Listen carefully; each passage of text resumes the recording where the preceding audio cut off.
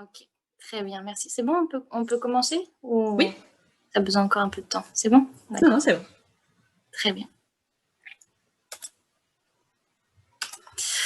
Alors donc, ben voilà, bienvenue à toutes et à tous dans cette séance extraordinaire de l'atelier doctoral Genre et féminisme dans les Amériques latines. Donc pour commencer, nous vous souhaitons une très belle année 2021 et nous vous souhaitons qu'elle soit riche en apprentissage, en réflexion et puis en débat. Donc aujourd'hui, nous sommes très heureuses de recevoir Jules Falquet pour la présentation de son ouvrage Imbrication, femmes, races et classes dans les mouvements sociaux, paru aux éditions du Croquant en 2019. Mais nous sommes également heureuses de recevoir Evelyne Campos, qui est ici avec moi, et Maïlis Lanki, qui nous feront l'honneur de discuter avec nous cet ouvrage. Mais dans un premier temps, donc avant de débuter la séance, Anna Doldan, qui est coordinatrice de l'atelier FEMLAT, nous fera une présentation, va nous faire une présentation de la loi de programmation de la recherche et ses conséquences sur le monde de la recherche et de l'enseignement supérieur. Donc voilà, Anna, je te laisse la parole. Oui, bonjour, bonsoir plutôt. Donc, je tenais à vous dire que je ne suis pas Tania Romero, comme on l'a dit. Voilà, j'ai pris le compte de Tania Romero, je suis Anna. Et donc, nous sommes très contents de vous retrouver ici. Donc, à défaut de pouvoir se retrouver en chair et en os. Vous m'entendez tout bien? Ok. Donc nous sommes très contentes de pouvoir commencer cette année dans le cadre de cette présentation du livre Imbrication de Jules Falquet. Et deuxièmement, parce on essaie de s'accrocher aux bonnes nouvelles. On est très très contente que en cette fin d'année 2020, la loi avortement soit passée en Argentine. Donc une grande victoire des mouvements sociaux féministes argentins pour lequel beaucoup d'entre nous ici se sont mobilisés. Donc, on espère vraiment que la vague verte pourra vraiment continuer son chemin dans le reste du continent. Et donc, voilà, deux bonnes raisons de se réjouir. Je dis ça parce que maintenant, je vais aborder les mauvaises nouvelles et que malheureusement, il faudra aborder. Donc, pour commencer, je vais rappeler qu'on est un atelier doctoral qui est en lutte depuis l'année dernière contre la loi de programmation de la recherche, donc la LPR. Et à ce titre, nous avons décidé de consacrer chaque début de session de GFMLAT à faire un petit point dessus, voire à faire écouter un témoignage. Donc je vais faire un très rapide résumé des épisodes précédents, avec la plus grande des mauvaises nouvelles qui est que ça y est, la LPR elle est passée. On a atteint pratiquement le bout du processus législatif. Et pour celles et ceux qui ont peu suivi, donc le Conseil constitutionnel a été saisi par des camarades juristes pour souligner l'inconstitutionnalité de la loi. Et ce Conseil constitutionnel donc, a rendu son avis fin décembre, le 21 décembre, dans lequel il censurait les deux articles, dont celle qui était la disposition qui était très polémique, celle du délit d'entrave dans les universités, qui, si vous vous rappelez, était passible d'1 an de prison et de 7 500 € d'amende. Et s'il était commis en réunion, c'était de 3 ans de prison et de 45 000 € d'amende. Donc cette disposition a été censurée. Et c'est la LPR sans cette disposition et une autre qui a été finalement approuvée et qui a été promulguée donc le jour de Noël, donc en guise de cadeau, et publiée dans le journal officiel le 26. Donc pour que la LPR soit vraiment effective, il manque juste les décrets d'application. Et tout cela pour vous dire que de ce côté-ci de l'Atlantique, le panorama n'est pas très réjouissant côté université. Donc on va ressentir les effets des lois qui sont délétères. Dans la LPR, c'est un peu le cortège de tête de toutes ces lois. Les universités sont fermées, les étudiants, avec des situations de détresse pour une grande partie des étudiantes. Certains et certaines ont des conditions inhumaines. Et le ministère de l'Enseignement supérieur fait le tour des médias pour cacher un peu ses politiques d'improvisation. De plus, il faut mentionner aussi que la loi Bienvenue en France, si vous vous souvenez bien, qui augmente le frais d'inscription pour les étudiants extra-européens et extra-européennes, sera effectivement applicable dans certaines universités à partir de l'année prochaine, ayant fini leur quota d'exonération. Donc pour tout cela et pour toutes autres choses que je n'aurai pas le temps d'évoquer ici, donc je vous invite à regarder sur Université Ouverte les nouvelles dates de mobilisation, les articles qui vous permettront d'en savoir plus. Et je vous invite aussi à la réunion numérique qui aura lieu demain des facs et labos en lutte par Zoom. Vous allez retrouver tous les coordonnées, tous les liens d'inscription à cette réunion sur notre page Facebook, universitéouverte.org. Donc voilà, cette fois-ci, je fais très vite. En temps normal, nous avons aussi des témoignages, on fait des petites vidéos aussi. Mais là, je pense qu'on va passer directement à la présentation de la séance. Donc je vais laisser Ophélie présenter la séance de présentation. Merci beaucoup, Anna, pour toutes ces informations. Donc voilà, on va, avec ces bonnes et ces mauvaises nouvelles. Mais voilà, maintenant on va commencer donc cette séance, cette première séance de l'année. Donc je vais vous expliquer rapidement comment ça va se dérouler. Donc après un temps de présentation de Jules Falquet par Anna, nous allons faire, Jules Falquet va faire 30 minutes de présentation de son ouvrage. Ensuite, nous allons, entre 4 discutantes, faire un commentaire de l'ouvrage. Puis, il y aura une session de réponses de Jules Falquet. Et puis, les 30 dernières minutes seront ouvertes pour les questions et réponses entre la salle, la salle virtuelle et Jules Falquet. Donc, on vous précise que pour poser vos questions, il faut les envoyer donc, sur le chat du Zoom et les envoyer directement à Question Tania Romero. Ça, c'est une... c'est une mesure aussi de sécurité et certaines mesures qu'on a dû prendre pour éviter en fait les trolls et les problèmes d'invasion potentielle invasion de l'espace. Voilà, donc je pense que tu peux passer à la présentation, Anna. Et puis encore une fois, merci à toutes les participantes et merci aussi au comité d'organisation de genre et féminisme dans les Amériques latines qui nous soutient et qui est là avec nous. Alors, vous m'entendez? Je vais peut-être réussir à diffuser sur le live. Donc, je vous tiens au courant de mes avancées techniques. En attendant que la machine fasse son travail, je vais vous présenter donc Jules Falquet, que nous avons le plaisir d'avoir parmi nous ce soir. Donc, Jules, depuis 2003, tu es maîtresse de conférences en sociologie à l'Université Paris-Diderot, donc au CEDREF, Centre d'enseignement, de documentation et de recherche pour les études féministes, et aussi au LCSP, le laboratoire du changement social et politique, toujours à l'Université de Paris, ancienne Université Paris-Diderot, et HDR depuis 2012. Donc, tes premières recherches portaient sur la scolarisation des femmes indiennes du Chiapas en DEA à l'IHEL en 1991.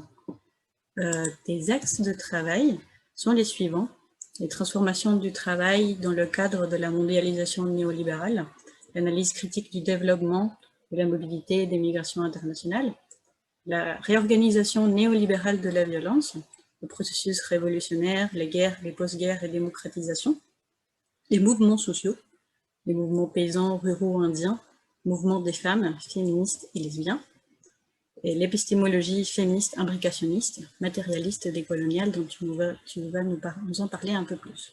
et bien sûr dans l'aire géographique Amérique latine et Caraïbes, donc Mexique, Salvador, Brésil, République dominicaine et Colombie. Sur le plan épistémologique, tu t'intéresses à la réarticulation des rapports sociaux de sexe, de classe, de race, entre guillemets, que tu mets et que tu enlèves, dans le cadre de ce que tu as nommé la combinatoire straight, aux perspectives féministes matérialistes francophones et aux perspectives décoloniales d'Abya, notamment le féminisme communautaire, proposé par les femmes indiennes. Et donc, tu as publié Imbrication chez les éditions du Croquant en 2020. Donc, ces présentations faites, je te laisse rapidement la parole pour que tu puisses présenter toi-même ton livre. Je te remercie encore d'être parmi nous ce soir.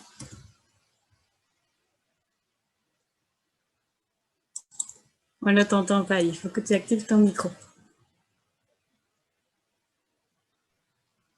Voilà, pardon, je croyais qu'il était activé. Ben, merci beaucoup à toi, merci beaucoup à toutes les organisatrices et peut-être organisateurs, aux personnes qui sont là virtuellement, de différentes manières. Et je dois dire que je suis très contente de commencer plus ou moins l'année avec cette présentation et de la faire avec l'atelier que je trouve un espace particulièrement intéressant et important et que je suis depuis ses débuts et puis même depuis des tentatives antérieures qui n'avaient pas prospéré il y a des années de ça. Donc vraiment, je vous félicite de cette activité et de cet atelier qui est si intéressant, et toutes les fois que j'ai eu l'occasion d'y participer ou d'y assister, j'ai trouvé que c'était génial. Voilà. Alors, c'est toujours très bizarre, hein, on n'arrête pas de le dire, mais c'est très bizarre le Zoom sans vraiment beaucoup de rétroalimentation. J'espère que ça va. Si quand même il y a des personnes qui souhaitent et peuvent me dire si ça va trop vite, trop lentement, pas assez fort, n'hésitez pas à le faire. Et puis, je voulais aussi dire, en complément hein, des infos que tu as apportées sur la question de la LPR, qu'apparemment, si j'ai bien compris, il y a une mobilisation prévue le 26, peut-être. C'est une petite, pour rajouter un petit peu d'espoir dans cet océan de difficultés. Et bien sûr, oui, j'avais légèrement oublié l'histoire des droits d'inscription, là, qui à la fois des étudiants étrangères et puis des autres incessamment sous peu. Mais c'est vrai que voilà, on a une grosse lutte devant nous. Hein. Voilà, bon, je ne vais pas prendre tout le temps là-dessus, mais c'est vrai que c'est important et c'est chouette que vous fassiez l'info aussi là-dessus. Alors, je voudrais commencer la présentation du livre en me situant, même si vous commencez pour certaines à me connaître un peu, mais c'est pas grave, je pense que le point de vue, enfin c'est très important de situer d'où on parle, et même si il y a énormément de choses à dire, que je dirais que des choses rapides, je vais quand même me situer à la fois sociologiquement et politiquement. Donc sociologiquement, je suis de classe privilégiée par mes origines et par l'emploi que j'occupe actuellement, qui est donc un emploi stable à la fac, hein, avec un salaire qui tombe tous les mois, et ce n'est pas du tout dépréciable en ce moment, hein, particulièrement pas. Je suis blanche et je suis de nationalité française, donc je jouis des papiers et de la citoyenneté d'un pays anciennement et présentement colonial. Donc ça, c'est aussi très significatif, qui est aussi d'ailleurs un très grand vendeur, exportateur d'armes et de technologie militaire, ce qui est tout à fait important. Et puis, en termes de sexe, eh bien, j'ai été déclarée femelle, et donc ils et elles ont tenté de me préparer à devenir une femme, mais d'un point de vue politique, j'ai essayé moi-même de ne pas ni devenir ni rester une femme. Donc, du point de vue des rapports sociaux de sexe, je suis lesbienne féministe, donc lesbienne au sens de Wittig, c'est-à-dire donc que j'essaie de ne pas rentrer dans cette catégorie femme. En termes de race, j'essaye de contribuer en tant que blanche aux luttes antiracistes et anti-impérialistes et anticoloniales. Et puis, en point de vue de classe, eh bien, j'essaye de participer à une critique pratique et théorique du capitalisme, actuellement néolibéral, mais dans ses autres phases également. Voilà, et ça, en fait, quand même, je pense que c'est une manière de me situer. Une autre manière aussi complémentaire, c'est de dire que en fait, je dois énormément de choses aux mouvements sociaux latino-américains et des Caraïbes notamment, et aussi à ceux d'ici, hein. Mais voilà, puisque j'ai vécu depuis... Enfin, la première fois où j'ai vécu, disons, en Abya là, que j'ai quand même été habituée à appeler Amérique latine et Caraïbes, donc je dirais des fois une chose, des fois l'autre chose, c'était en 89, au moment de la chute du mur de Berlin. Moi, j'arrivais dans le Chiapas, donc avant le soulèvement zapatiste, et disons, à la fois humainement et politiquement, c'est là que je suis, on dit pas renée en France, effectué une nouvelle naissance. Voilà, et je suis vraiment très, très reconnaissante à différents mouvements sociaux et à plein de personnes pour tout ce que j'ai pu apprendre à leur côté et dans différentes luttes. Tout particulièrement, donc, aux femmes féministes et lesbiennes, hein, et notamment à la partie autonome du mouvement féministe, j'en parlerai peut-être un petit peu plus tout à l'heure, et puis au mouvement zapatiste, qui est apparu au Chiapas un petit peu... Enfin, j'ai d'abord vécu au Chiapas, ensuite, et je faisais une recherche sur la scolarisation des femmes indiennes, en 89-90. Ensuite, j'ai vécu au Salvador. J'ai fait une recherche sur la participation des femmes au mouvement révolutionnaire armé. Et donc, je dois aussi énormément aux femmes du Salvador et au mouvement salvadorien de manière générale, hein, mouvement révolutionnaire et au mouvement populaire. Et puis, juste au moment où j'étais encore au Salvador, est apparu le mouvement zapatiste. Et donc, ça m'a évidemment beaucoup touchée. J'ai participé dans des groupes de solidarité. Je suis retournée plein de fois, bref.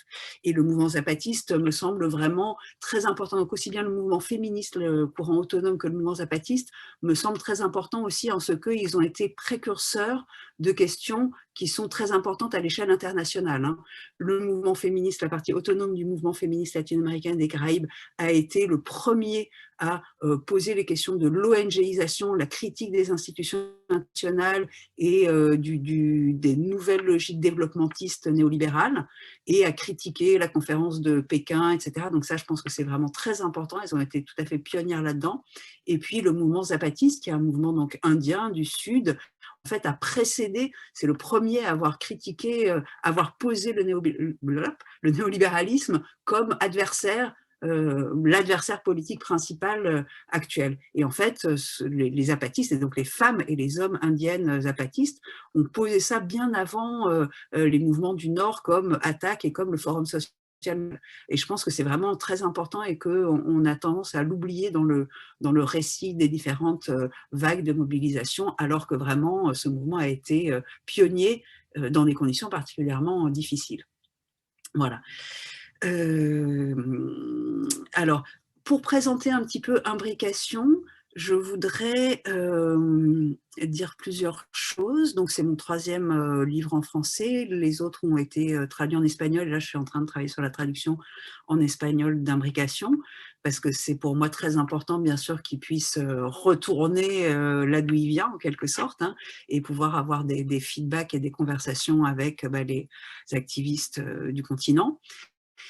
L'objectif principal de l'ouvrage, c'est quand même d'essayer d'éclairer le concept qui maintenant est très important et très contesté à la fois d'imbrication, le concept et puis les pratiques de l'imbrication, enfin de l'intersectionnalité, de dédiaboliser en quelque sorte l'intersectionnalité, de montrer aussi la complexité, la multiplicité de ses origines et la profondeur de ses racines.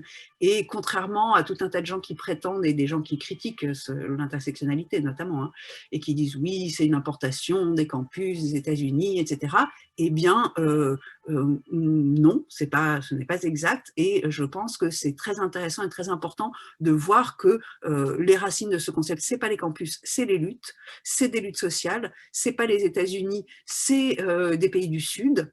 Et puis, ce n'est pas des hommes blancs universitaires, ce sont plutôt des femmes souvent racisées et souvent de classe populaire. Donc, voilà, je simplifie un tout petit peu, mais je pense que c'est quand même très important pour moi, en tout cas, de bien retourner là-dessus et de bien voir ça, et de voir à quel point aussi donc l'intersectionnalité, ou plus exactement ce que moi j'appelle l'imbrication, c'est vraiment une pensée qui est une théorisation complexe, multiple, etc., mais qui est collective et qui est ancrée dans la praxis et dans les luttes collectives. Voilà. Donc ça, c'est l'objectif de l'ouvrage, tourne autour de ça et tourne autour du fait de visibiliser l'histoire de différentes luttes qui sont parfois, de mon point de vue en tout cas, insuffisamment connues, en tout cas de ce côté-ci de l'Atlantique. Et donc, je reviens en arrière sur les années 80 et 90 notamment, hein, qui pour moi, et puis aussi sur les périodes plus récentes, mais ces années 80-90 qui pour moi sont tout à fait fondatrices d'un certain nombre de réflexions actuelles. Et pour le dire de manière encore peut-être plus précise, le concept d'imbrication que j'avance et qui n'est pas opposé à l'intersectionnalité, qui est une manière un petit peu différente de concevoir l'intersectionnalité, mais qui va exactement, en tout cas dans le même sens et avec les mêmes objectifs. Pour moi, je le développe à la croisée de trois héritages. Alors, je te vois qui fait un peu des hochements de tête. Est-ce qu'il y a un souci peut-être? Non, tout va bien? Ok. Je vous remercie. Et donc, à la croisée de trois héritages ou de trois racines, hein, donc il y a vraiment en premier lieu l'héritage des femmes, des féministes et des lesbiennes afro ou noires, comme elles préfèrent s'appeler ou être appelées, ou comme on les appelle à différents moments. Donc, des femmes, des féministes et des lesbiennes afro, pour beaucoup de classes populaires des États-Unis et aussi du reste du continent, mais je pense que les féministes et les lesbiennes états-uniennes, tout particulièrement du Combahee River Collective, ont été les premières dans leur fameuse déclaration féministe noire publiée en 79, mais écrite un petit peu avant. Elles ont été les premières à parler de Interlocking Systems of Oppression, donc système imbriqué. Interlocking, il y a plusieurs traductions possibles, c'est moi qui les traduis en français par imbriqué. Interlocking Systems of Oppression, en parlant de système capitaliste, système raciste, système patriarcal et hétérosexualité. Elles ont ajouté en plus, à l'époque, ce qui était très courageux, je pense, elles ont ajouté l'hétérosexualité. Donc ça, c'est vraiment une racine très importante dont je parle dans l'ouvrage. Il y a un chapitre tout entier qui revient sur cette histoire du Combahee en essayant de la contextualiser, puisque donc je parle de l'ensemble du continent et donc j'ai inclus les États-Unis. C'était un peu bizarre pour moi, mais enfin, ça me semblait aussi important. La deuxième racine, c'est le féminisme matérialiste francophone, donc ce que moi j'appelle féminisme matérialiste francophone, hein, et tout particulièrement pour moi il est centré autour de ce qu'a exprimé, même si c'est une pensée collective, ce qu'a exprimé, écrit Colette Guillaumin, et la question des rapports de sexage, donc des rapports d'appropriation de ce qu'elle appelle une classe des femmes par la classe des hommes. Et en disant classe des femmes et classe des hommes, ça ne veut pas dire qu'il n'y a pas d'autres rapports sociaux. Ça veut dire que c'est une théorisation aussi de ce rapport social-là. Et je trouve important aussi que justement Colette Guillaumin ait commencé par théoriser le racisme. Et donc voilà, je m'appuie beaucoup sur sa pensée, ainsi que sur un certain nombre d'autres autrices, notamment Nicole Claude Mathieu, là tout particulièrement, dans Imbrication, et notamment sa réflexion sur différentes manières de concevoir les liens entre sexe, genre et sexualité. Donc voilà, ça c'est un autre apport, et bien sûr Wittig. Hein. Et puis le troisième apport, bien évidemment, c'est l'apport des femmes, des féministes et des lesbiennes d'Abby Ayala. Donc j'ai déjà dit un mot tout à l'heure sur le courant autonome, hein, qui apparaît au début des années 90, en 93 peut-être pour être plus précise, lors de la 6e rencontre féministe continentale au Salvador, à laquelle j'ai participé et à laquelle j'ai contribué aussi, puisque j'étais au Salvador à ce moment-là. Ce courant féministe et lesbien latino-américain et des Caraïbes me paraît particulièrement, donc je l'ai déjà dit, particulièrement pionnier, fécond, radical, intéressant. Et il y a justement un chapitre spécifique de l'ouvrage sur le féminisme latino-américain des Caraïbes en général, et plus particulièrement sur ce courant. Et ce courant me paraît aussi d'autant plus intéressant que c'est une partie de ces féministes et lesbiennes qui deviennent ensuite, qui font le tournant vers le féminisme décolonial et qui reprennent notamment le travail de Maria Lugones et qui donnent chair à tout ça, notamment autour d'un groupe que vous connaissez peut-être qui s'appelle le GLEFAS, voilà, qui fait beaucoup de réflexions, de publications, de formations, et qui est aussi très intéressant parce qu'il lie, encore une fois, la réflexion théorique et l'action pratique et le lien avec les mouvements sociaux. Donc voilà, l'ouvrage, il documente autant que possible, hein, bien évidemment, et modestement, mais il documente une quarantaine d'années de mouvements. Hein. Je remonte à peu près à la fin des années 70 pour le Combahee, et puis les années 80 et 90 surtout pour les autres mouvements dont je parle. C'est un ouvrage qui est, je l'espère en tout cas, facile à lire parce qu'il raconte des histoires. Il y a l'analyse, bien évidemment, mais il y a aussi beaucoup de, enfin, les commentatrices le diront peut-être, hein, mais il y a beaucoup de récits, de témoignages, de réflexions sur vraiment des choses qui se sont passées concrètement dans des mouvements. Et peut-être le dire tout de suite, donc en fait, il y a et dire de quel mouvement il s'agit, hein, même si je l'ai déjà dit en partie. Donc, en fait, il y a 6 chapitres. Il y a 2 chapitres qui sont sur des femmes dans des mouvements sociaux mixtes à hégémonie masculine. Donc, il y a l'expérience des femmes révolutionnaires au Salvador, dans le FMLN, le Front Farabundo Martí pour la libération nationale, donc dans les années 70, 80 et au sortir de la guerre. Donc ça, c'est le premier chapitre, et c'est une tentative de penser les contradictions qu'il peut y avoir entre la classe et le sexe. C'est-à-dire comment des femmes participent dans un mouvement qui est un mouvement orienté autour des intérêts de classe et des intérêts du prolétariat. Qu'est-ce qui se passe? Ça marche pas, et comment les femmes prennent éventuellement, avec quelle conscience, disons, en tant que quoi et pourquoi elles militent. Premier chapitre. Deuxième chapitre, il s'agit donc des femmes indiennes zapatistes. Donc là, c'est la question des rapports entre les intérêts de sexe et les intérêts de situation où elles affrontent, et quelles possibilités s'offrent ou ne s'offrent pas à elles. Donc le deuxième chapitre, c'est une discussion autour de la première et de la deuxième loi des femmes tout particulièrement, et des questions de la terre. Alors, première partie. Deuxième partie, il s'agit de mouvements qui sont exclusivement de femmes, et exclusivement de femmes racisées, et exclusivement de femmes racisées noires. Donc, ce sont 2 chapitres sur des mouvements de femmes, de féministes et de lesbiennes noires ou afrodescendantes. Le premier porte donc sur l'histoire du Combahee River Collective aux États-Unis, donc qui était un collectif de Boston qui, dans les années 70, a donc été le premier à poser noir sur blanc les questions de Invoking Systems of Oppression. Donc là, je resitue pas mal le contexte qui souvent est mal connu, et que moi-même je connaissais mal. Hein. Quand j'ai traduit leur déclaration, je me suis penchée de manière assez approfondie sur le contexte, et ça m'a semblé important de le donner à voir. Le chapitre suivant porte sur des mouvements féministes noirs d'Amérique latine et des Caraïbes, donc tout particulièrement du Brésil, qui est un des plus gros mouvements, puisque en fait la plus grande partie de la diaspora noire, en vérité, suite à la traite et à l'esclavage, elle se trouve non pas aux États-Unis mais au Brésil. Donc qu'est-ce que les féministes, les femmes et les lesbiennes noires brésiliennes ont proposé à partir des années 80?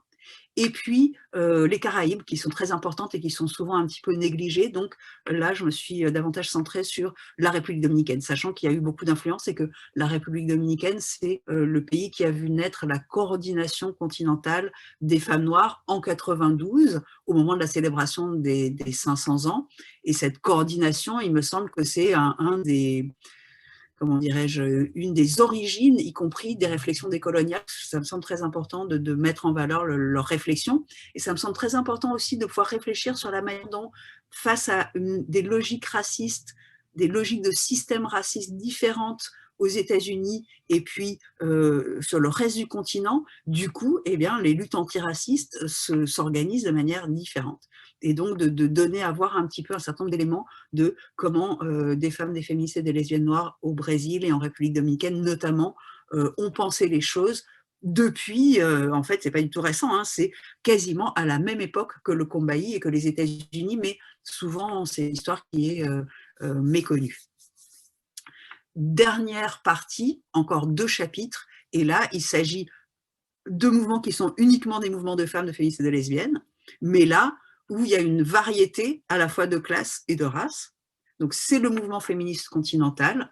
Il y a un chapitre qui porte sur une tendance qui s'est développée dans les années 80, qui est le féminisme des secteurs populaires, qui est très peu connu, mais qui me semble très importante, puisqu'il s'agissait à l'époque, c'est une tendance qui s'est développée notamment au Mexique, mais aussi un petit peu en Bolivie et dans d'autres pays de la région. Enfin, disons, le Mexique notamment a été très significatif là-dedans. Le courant du féminisme des secteurs populaires, c'est à lui qu'on doit pas mal de transformations du mouvement et une croissance, on va dire, quantitative, et aussi des transformations qualitatives, et il visait ce courant à, comment dirais-je, à lier les questions de classe et les questions de sexe. Et j'essaye de comprendre comment ça s'est passé et ce qu'il est devenu, et aussi, d'une certaine manière, ce qui, de mon point de vue, est peut-être son échec. En tout cas, le fait qu'il a débouché finalement sur l'ONGisation du mouvement, en lien avec la transformation de la conjoncture, parce que les années 80, c'est la crise, et puis viennent par-dessus les années 90, le tournant néolibéral et toutes les questions des financements internationaux, de l'ONU, etc., la transformation des perspectives du développement aussi. Le tout dernier chapitre porte l'inverse, on va dire, sur le courant opposé, qui serait le courant féministe autonome latino-américain et des Caraïbes, et sa, comment dirais-je, sa composante lesbienne. Et il me semble que c'est le courant qui finalement, à travers les années 90 et les années 2000, a fait la proposition, de mon point de vue, peut-être la plus complète et la plus intéressante, en tout cas, et qui a vraiment tenté de penser et d'agir simultanément sur les axes, contre les axes du racisme, du patriarcat et du capitalisme. Et donc, encore une fois, c'est, me semble-t-il, une partie de ce courant autonome qui devient ensuite le premier et le plus fort relais des perspectives féministes décoloniales du continent, et qui me semble particulièrement intéressant. Donc voilà, je crois qu'il me reste encore quelques minutes, il me semble, 5 ou 6 minutes. Peut-être dire quelques petites choses encore sur les objectifs du livre et quelques résultats. Donc, vraiment, un des objectifs, à part ce que j'ai déjà dit, c'est de nous aider à réfléchir, de tendre un miroir. Pour les latino-américaines et caribéennes, elles connaissent déjà en partie ce dont je parle, mais pour les françaises non latino-américaines ou les francophones, hein, je pense, et pour les gens, disons, d'Europe, francophone, je pense que c'est un miroir vraiment réfléchissant et qui nous permet de réfléchir notamment, et avec toutes les différences qui existent bien sûr dans les logiques de sexe, de classe et de race du continent et européenne, hein, mais qui nous permet de réfléchir à nos politiques, à nos pratiques et à nos politiques d'alliance et à la manière dont on peut et on devrait essayer de lutter de manière imbriquée contre les oppressions, la domination, l'appropriation, l'exploitation de sexe, de classe et de race.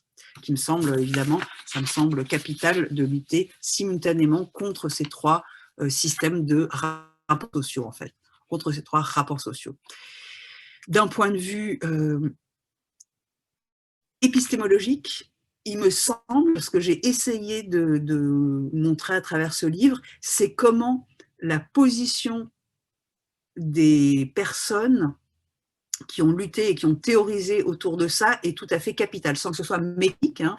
Je ne dis pas qu'il faut absolument être minorisé, au sens de Guillaumin, ou opprimé dans les trois rapports de sexe, de classe et de race pour produire de la théorie intéressante, et que si on l'est, on produit forcément de la théorie meilleure. Mais je dis que la position multiplement minoritaire, encore une fois au sens de Guillaumin, s'avère dans les faits très féconde, et que voilà, qui a produit véritablement les choses les plus intéressantes, à mon sens en tout cas, en termes de théorie de l'imbrication, de l'intersectionnalité, etc. Il se trouve que ce sont des femmes, elles sont pour la plupart racisées et elles sont pour la plupart de classe populaire.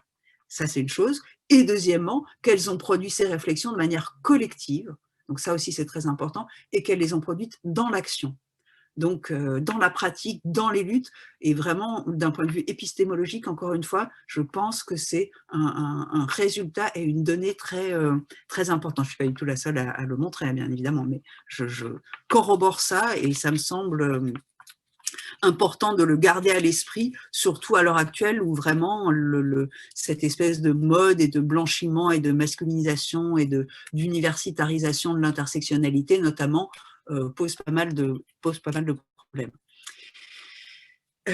Ensuite, d'un point de vue théorique, personnellement, donc je défends plutôt que le concept d'intersectionnalité qui, bon, est très vaste et il y a plein d'acceptions possibles, mais en tout cas, moi, il me semble que la perspective de l'imbrication des rapports sociaux est peut-être plus féconde et plus efficace, disons, que certaines conceptions de l'intersectionnalité qui seraient plus au niveau des identités individuelles. Mais ça, je le dis très rapidement, je le développe longuement dans le livre, c'est difficile de le développer en quelques mots, mais enfin, il y a quelque chose autour de ça, vraiment, ce qui me semble l'apport justement du matérialisme féministe francophone, c'est ça, c'est la dimension des rapports sociaux, et je pense que c'est très heuristique pour penser la multiplicité des rapports sociaux. En tout cas, de toute façon, l'objectif, c'est le même que l'intersectionnalité, c'est-à-dire c'est la justice sociale, la lutte pour la justice sociale. Mais il me semble que le concept d'imbrication que je propose, il est plus structurel et il permet aussi de dépasser certaines difficultés qu'on a quelquefois avec la question des identités qui peuvent s'avérer enfermantes parce qu'on se retrouve enfermé dans une nécessité d'authenticité culturelle, ou bien d'être des vraies femmes, ou, enfin, voilà. Et notamment le dilemme entre la modernité et la tradition, le dilemme entre eux et nous, qui est, de mon point de vue, un risque de certaines acceptions de l'intersectionnalité. Il me semble qu'avec la perspective de l'imbrication et des rapports sociaux, on peut beaucoup plus facilement le dépasser et du coup faire des politiques d'alliance beaucoup plus efficaces et beaucoup moins coûteuses, on va dire, psychologiquement pour les personnes. Et voilà, le dernier point qui est un point pratique, et c'est justement ce point des alliances.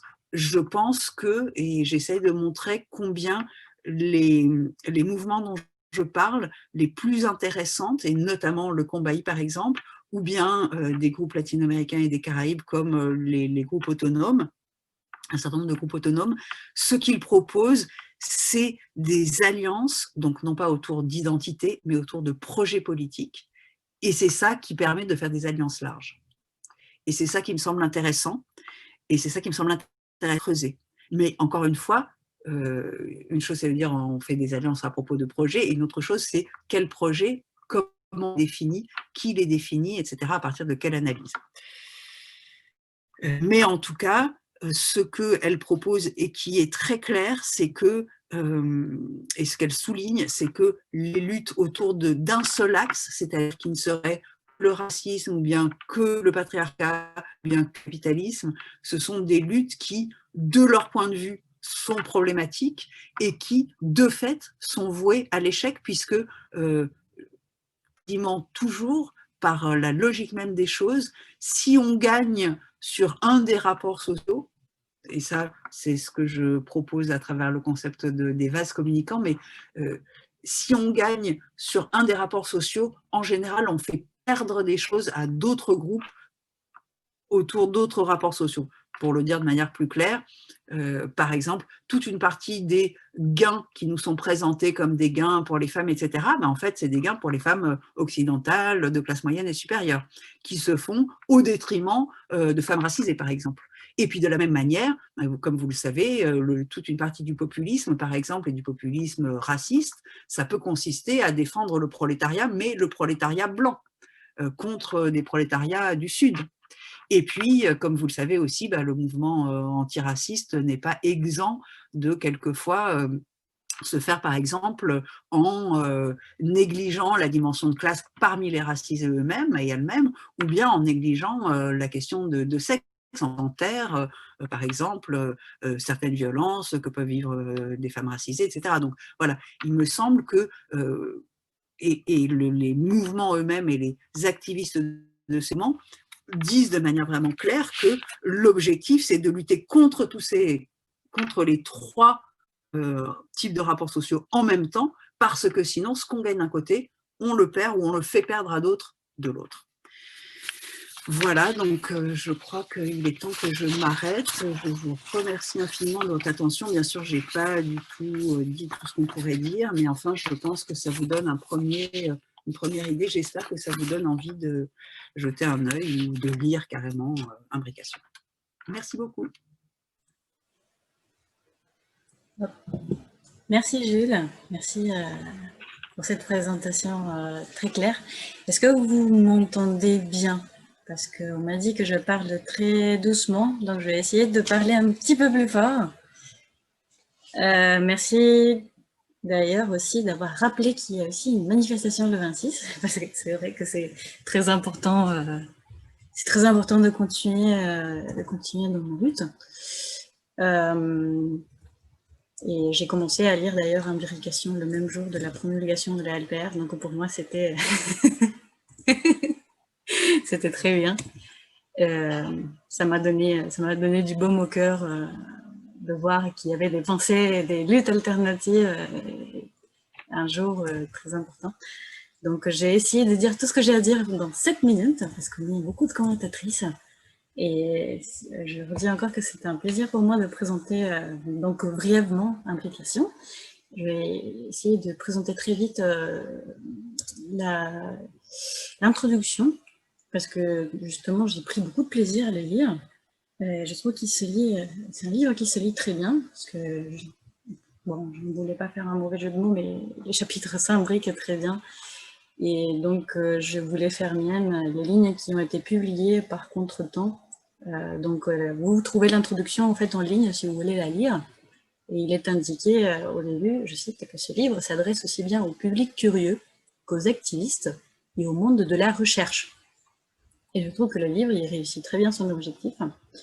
Je vais passer très vite donc à l'introduction, que je vais commenter rapidement en guise d'introduction des autres commentaires que mes camarades vont continuer en fait avec les autres chapitres. Donc, pose les bases théoriques, méthodologiques et pratiques du livre. Et en une quarantaine de pages, j'ai réussi à les poser assez solidement et à aborder de manière très compréhensible ces différentes catégories analytiques qui sont le sexe, la race et la classe, qui, nous le savons très bien, nous prennent parfois à nous des pages entières pour essayer d'en effleurer la complexité. Alors qu'ici, c'est comme dans cette présentation-là, elle était très présentée de manière très simple, très limpide, mais en montrant aussi toute cette complexité de pensée. Donc je trouve que c'est très réussi, d'autant plus que le livre il tombe à pic, alors que ces concepts ils sont repris sans contextualisation dans le champ médiatique et politique, et même parfois aussi dans certains milieux universitaires actuellement. Ce qui donne lieu à des débats sans contexte. Et je ne vais pas rentrer dans ce débat ici, mais vous pouvez retrouver cette contextualisation très nécessaire dans un sous-chapitre, une sous-partie, dont le titre est magnifique et qui s'appelle « Pour dissiper le bruit et la fureur ». Donc l'objectif du livre est, comme tu l'as très bien dit, et je vais reciter ici l'extrait qui le dit à la page 14, et de documenter et de mieux comprendre les luttes sociales qui tentent de résister aux injustices résultant de ces multiples rapports sociaux imbriqués et qui cherchent des alternatives. Et d'autre part, apporter à la compréhension théorique du fonctionnement simultané de plusieurs rapports sociaux, donc tout particulièrement de sexe, de race et de classe. Et donc, pour moi, le livre remplit de manière réussie ces deux objectifs. Donc, c'est une lecture qui m'a vraiment changé les idées, enfin, plutôt remis les idées en place à cause de ces tendances que nous avons à compartimenter les catégories et surtout aussi à les hiérarchiser, en fait. À penser d'abord soit la classe et ensuite la race. Et là, en fait, on a vraiment une imbrication, c'est-à-dire on les met côte à côte et on les enchaîne les unes les autres, on va dire, comme comme dans la traduction en fait, de Interlocking. Et la grande mise en lumière de cet ouvrage est d'avoir mis la focale sur l'aspect tout à fait révolutionnaire de ces collectifs et des communautés, qui sont des communautés de femmes, qui sont des communautés racisées, donc d'une façon de rendre aussi à César ce qui est à César, et qui ont proposé l'imbrication comme base théorique, et donc cet aspect à la fois simultané des oppressions, qui vient, si on peut le dire, si on peut utiliser cette image d'un espèce de rouleau compresseur, qui en quelque sorte opprime de différentes manières les différents groupes, mais qui, cette oppression finit par s'équilibrer, comme tu l'as expliqué en dernière partie avec la théorie des vases communicants. Et ce qui est assez extraordinaire, et c'est un des aspects qui m'a le plus frappé, c'est que cette théorisation permet à ces groupes-là de penser en termes d'identité, mais au final, ces apports théoriques dépassent la question de l'identité de ces mouvements même et permettent aux groupes qui se trouvent eux-mêmes en oppression de penser, de s'emparer de ces catégories et de se penser aussi elles-mêmes.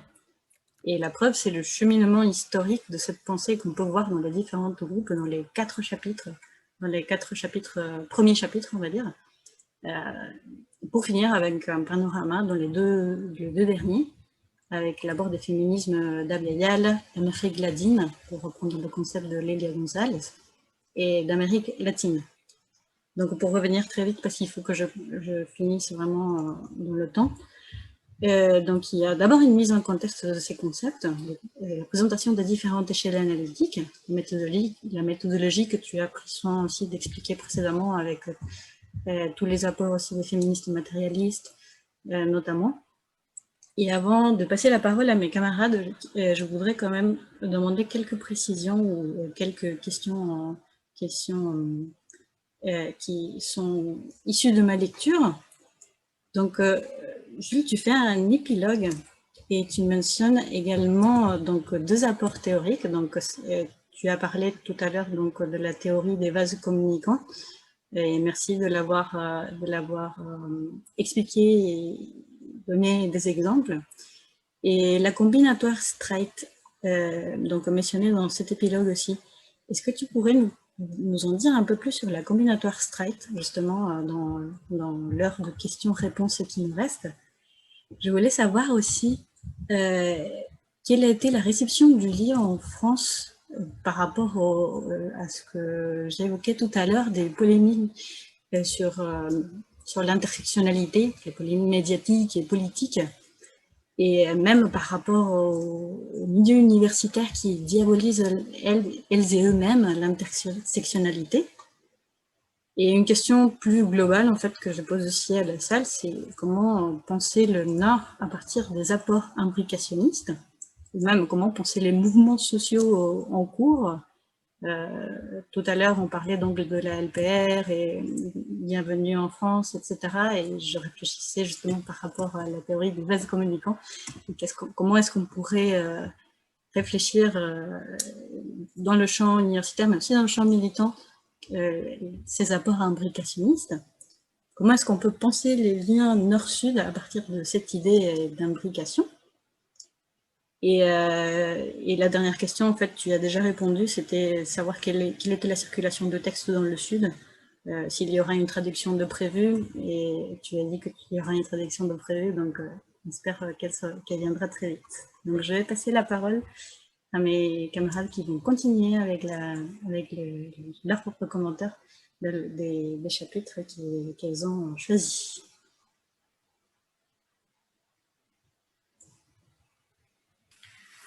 Merci beaucoup, Anna. Donc moi, je vais faire donc les commentaires sur la première partie, sur les 2 premiers chapitres. Bon, d'abord, je voudrais remercier Jules Falquet pour sa présentation, enfin pour ta présentation et pour cet ouvrage qui est vraiment très riche en réflexion. C'est vraiment des analyses très approfondies qui mettent en perspective, contextualisent, analysent de façon aussi critique les mouvements sociaux et d'un point de vue féministe et matérialiste principalement.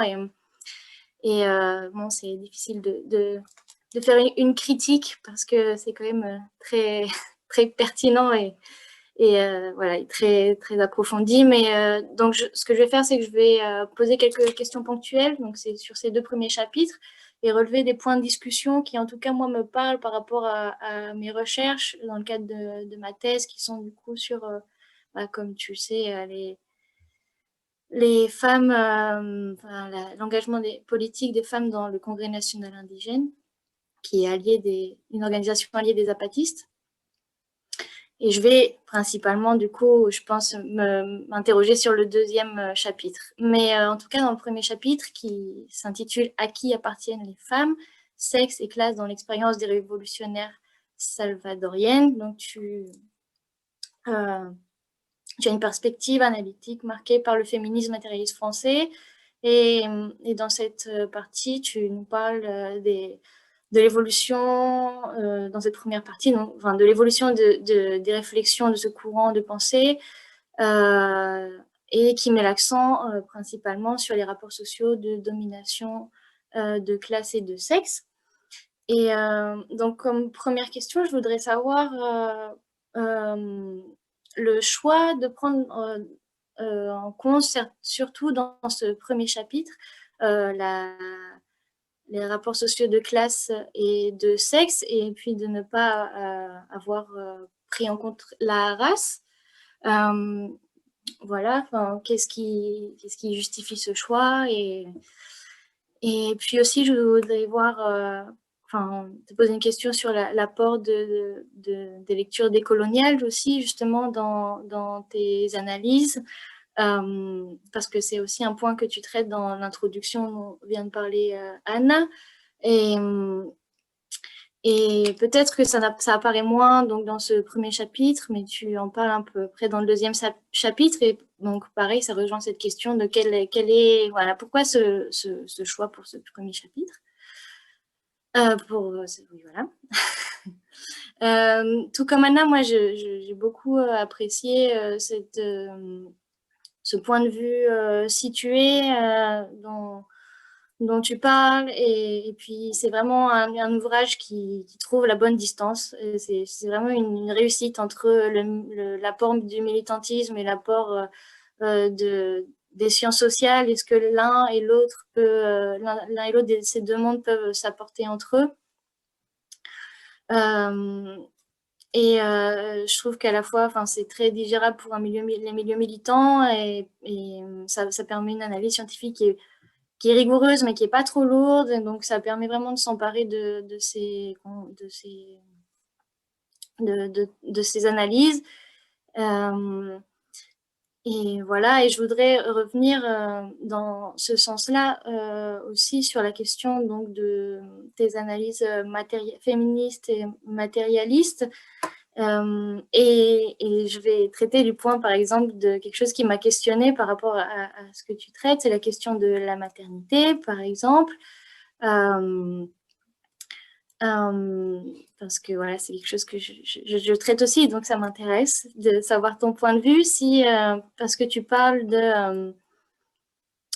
pour te citer, tu dis que les femmes ont réussi à échapper à la maternité, certaines étaient enfermées dans des tâches liées à leur statut de mère et d'épouse, etc. Donc ça, c'est une lecture matérialiste, féministe matérialiste. Est-ce que, je voulais savoir si dans les mouvements que tu as étudiés, révolutionnaires des femmes salvadoriennes, c'est forcément échapper à la maternité est synonyme d'émancipation, ou s'il s'agit surtout de ta propre lecture et ton positionnement analytique en tant que féministe matérialiste. Voilà, c'est une question que je me suis posée. Et si c'est la maternité telle que l'impose le FMLN, dont tu parles, et qui serait donc liée à la question de la domesticité, de l'amour inconditionnel, voilà, pour te citer.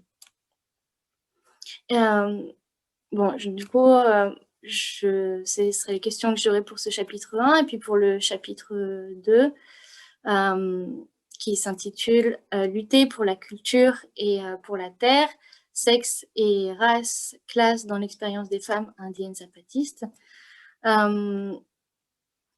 Donc, je cite, tu analyses les rapports sociaux de sexe et ceux de race en analysant la complexité des intérêts et des stratégies des personnes placées en position dominée dans ces deux rapports. Donc, je vais reprendre la même question aussi. Donc, est-ce que tu peux donner des précisions sur le choix de focaliser principalement sur la race et sur les rapports sociaux de race et ceux de sexe, et puis pourquoi moins la classe? Et voilà, et pourquoi cette catégorie de race-classe et puis pas la classe à part entière? Et voilà, après ensuite, une autre chose que je m'étais demandé, c'est positionnement par rapport à l'anthropologie, parce qu'en fait, comme je suis formée en anthropologie, il y a des choses où je pense qu'on n'a pas l'habitude de parler des choses de la même façon. Et justement, je pense que la sociologie et l'anthropologie sont vraiment, et c'est ce que tu as dit aussi, complémentaires.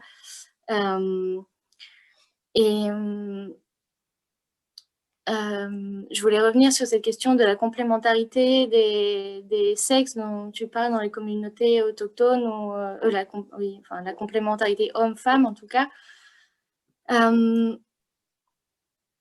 Il y a cette question de la complémentarité, comme moi j'ai l'impression de l'avoir vue, c'est qu'elle est reprise par les femmes indigènes, indiennes ou autochtones pour critiquer aussi, donc à la fois critiquer le féminisme dit occidental, mais pas que, aussi pour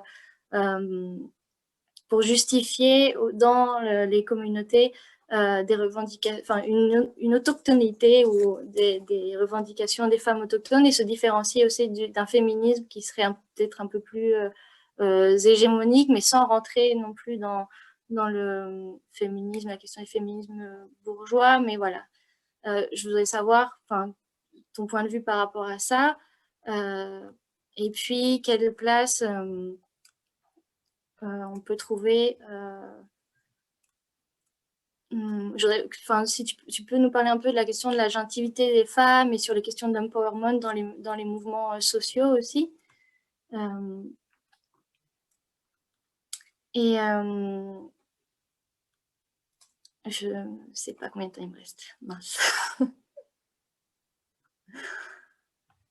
Bon, je pense que j'ai encore un petit peu de temps.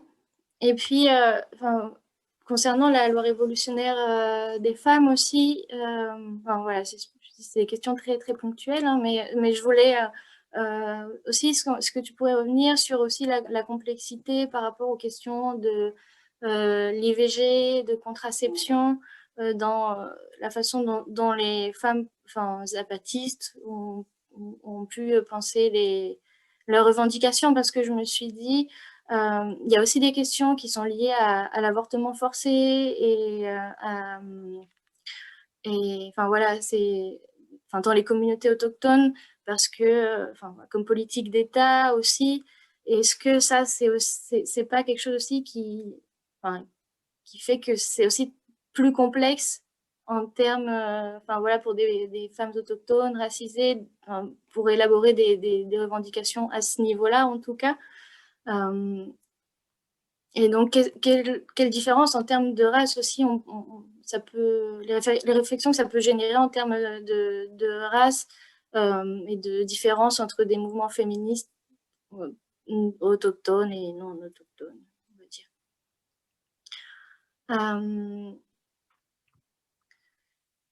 Et puis, voilà, je voudrais, si tu peux parler aussi dans la question de l'élaboration des revendications, et comment, on parle aussi de recherche du consensus. Est-ce que c'est quelque chose que tu as pu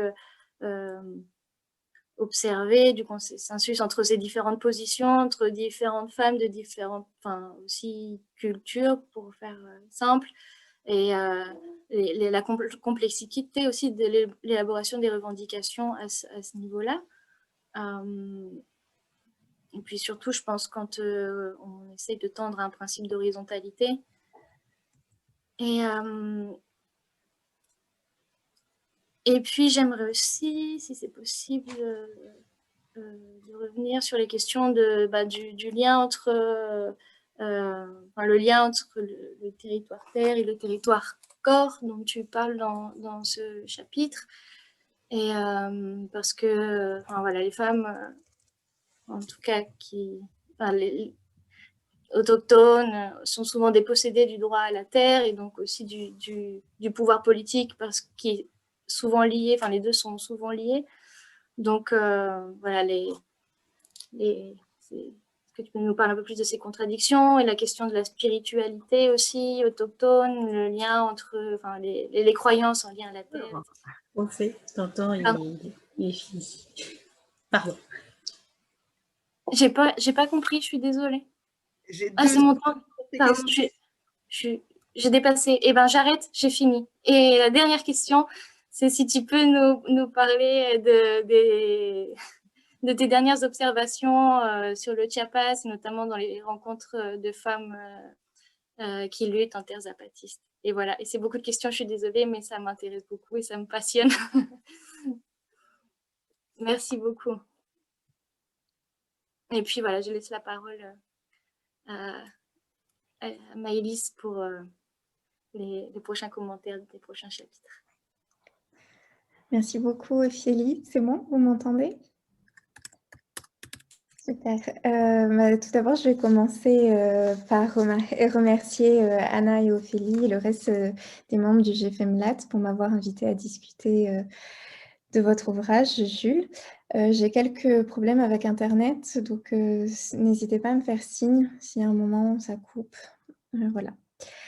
Mon propos va donc porter sur la seconde partie du livre, qui s'intéresse au féminisme noir aux États-Unis dans les années 70, mais également en Amérique latine, ainsi que dans les Caraïbes dans les années 80 et 90. Comme vous l'expliquez, Jules, et comme nous allons le voir, ces différents mouvements sont à la fois semblables, mais aussi différents. Donc, je ne vais pas vous poser de questions précises. Je vais plutôt évoquer les points qui me paraissent importants, qui m'ont interpellée pendant ma lecture. Et je vous propose de rebondir sur ce qui vous semblera intéressant au moment des questions. Voilà. Donc, le chapitre 3 est consacré au Combahee River Collective qui se forme à Boston dès 1974. Vous nous proposez une histoire du collectif qui a pu émerger grâce à un contexte bien particulier, celui des luttes noires pour les droits civiques et des mouvements féministes après la Seconde Guerre mondiale, et où la plupart des membres du Combahee River Collective y ont acquis une solide expérience politique. Donc le Combahee évolue tout au long de la décennie. Ainsi, au début de sa création, il s'apparente à un groupe de conscience, puis devient en 1977 un groupe d'études proposant une analyse matérialiste de la situation des femmes noires. Enfin, il se transforme en un groupe d'action en 1979 pour lutter contre la violence faite aux femmes noires. Ce cheminement me paraît très important et il permet de mieux comprendre ce qu'elles appellent leur politique de l'identité. Donc, non, le Combahee River Collective n'est pas un groupe identitaire, mais plutôt, il faut comprendre ce terme grâce à la réflexion épistémologique qu'elles mènent. En effet, depuis leur position sociale concrète, elles ont théorisé l'existence de plusieurs systèmes d'oppression imbriqués, sexe, race, classe, hétérosexualité. Ne voulant pas hiérarchiser ces luttes, elles militent pour la destruction de tous ces systèmes et par conséquent, la libération de tous. Vous terminez ce chapitre en renonçant à l'illusion d'un projet de déconstruction simultanée de tout système d'oppression. Comme vous l'écrivez, il n'est pas dans l'intérêt de tous et de toutes de perdre ses privilèges, même infimes. Donc, c'est ce que vous nous avez expliqué au tout début de séance. Enfin, vous nous invitez à penser en termes de rapports sociaux imbriqués et vous écrivez, page 155, « on voit apparaître, au lieu d'un nuage de points représentant des identités infiniment variées et inclassables, une série d'oppositions dialectiques qui créent des positionnements antagoniques en fonction d'enjeux de pouvoir imbriqués. Et vous ajoutez, un peu plus loin, on saisit que l'imbrication des rapports sociaux fait que les privilèges des unes dans certains rapports sociaux peuvent être liés aux non-privilèges des autres dans d'autres. C'est ce que vous appelez la logique des vases communicants, donc que vous nous avez déjà expliqué en début de séance. Et Anna est revenue sur ce terme. Moi, je trouve ce terme assez éloquent parce que généralement, j'ai du mal à me figurer ou à avoir une image très précise, schématique de l'intersectionnalité, quelque chose de visuel. Et là, je trouve que ça fonctionne très bien. Dans le 4e chapitre, à présent, vous représentez le féminisme noir dans les Amériques latines et les Caraïbes qui émerge dans les années 80 et 90. Vous expliquez, grâce entre autres aux travaux de Leila González et d'Oshi Curiel, que les formes de racisme sont très différentes entre le nord et le sud du continent. Par conséquent, les combats ne peuvent que diverger. D'un côté, les États-Unis connaissent une logique de ségrégation. De l'autre, les pays d'Abiyala souffrent de ce que Leila González nomme le racisme par dénégation. Celui-ci est possible à cause de l'idéologie du blanchissement et du métissage qui, comme Maria Lugones l'a montré, invisibilise les violences et l'hétérosexualisation radicale des femmes racisées. L'objectif de ce chapitre est bien de montrer les apports du continent sud-américain et des Caraïbes au féminisme noir, qui sont encore peu reconnus dans le contexte français. Bien que les féministes noires d'Abiyala connaissent des réalités très diverses, langue, religion, histoire, elles pensent ensemble le sexe, la race et la classe. Elles rencontrent des problèmes assez similaires à ceux du Combahee, l'hétérosexisme et le classisme. C'est pourquoi elles doivent faire preuve de pragmatisme lorsqu'elles veulent construire des alliances. Elles feront notamment des alliances avec les femmes trans qui pratiquent parfois le travail du sexe et qui sont souvent noires, les indiennes, les femmes d'origine asiatique, les gitanes. Et comme vous l'écrivez, elle questionne les financements de la coopération internationale qui essaye de coopter les mouvements antiracistes. Par manque de temps, je ne citerai que les principaux apports du féminisme noir d'Abiyala qui mériteraient d'être discutés lors du temps de questions. Ces féministes complexifient la compréhension de l'identité. Le concept d'améfricanité proposé par Leila González permet, entre autres, une réflexion très intéressante sur la construction d'identité ethnique. Sueli Carneiro, quant à elle, invite à noircir le féminisme grâce à la mise en place d'un projet politique, mais également d'une pratique quotidienne qui se manifeste par l'inclusion des personnes noires dans les mouvements féministes et la refonte de leurs priorités.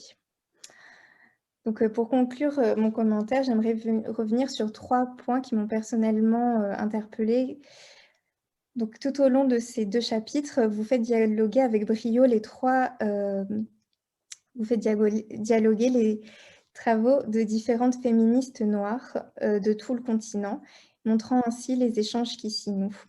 C'est un détail, mais qui me semble significatif. Le manifeste du Combahee River Collectif, écrit en 1977 et traduit en espagnol en 1988 et en français seulement en 2006, et par vous-même. Ensuite, à titre personnel, je retiens que le classisme occupe une place importante dans les réflexions des différents féminismes noirs.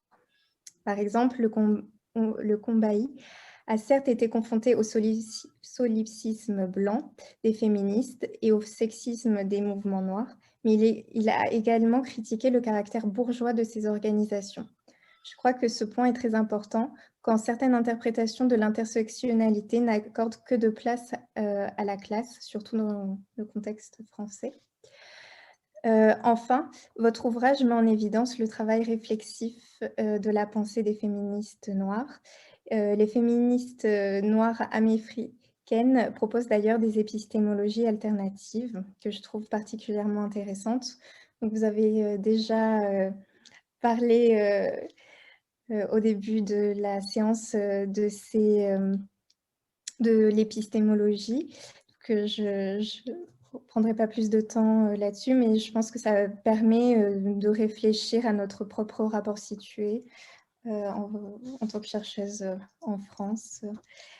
Voilà, c'était tous mes commentaires et je laisse Evelyne terminer. Je vais juste peut-être avant que Evelyne prenne la parole, je fais une petite intervention de 2 secondes. Si le public en fait a des questions, il faudrait juste me les envoyer à moi. Je me suis renommée question Tania Romero Barrios, donc il faut juste les poser via le chat. Moi, je vais les centraliser et puis après, je lirai vos questions dans un deuxième moment de discussion qui se fera après le retour de Jules par rapport aux commentaires des intervenantes. Donc voilà, je suis là si vous avez des questions. Merci beaucoup.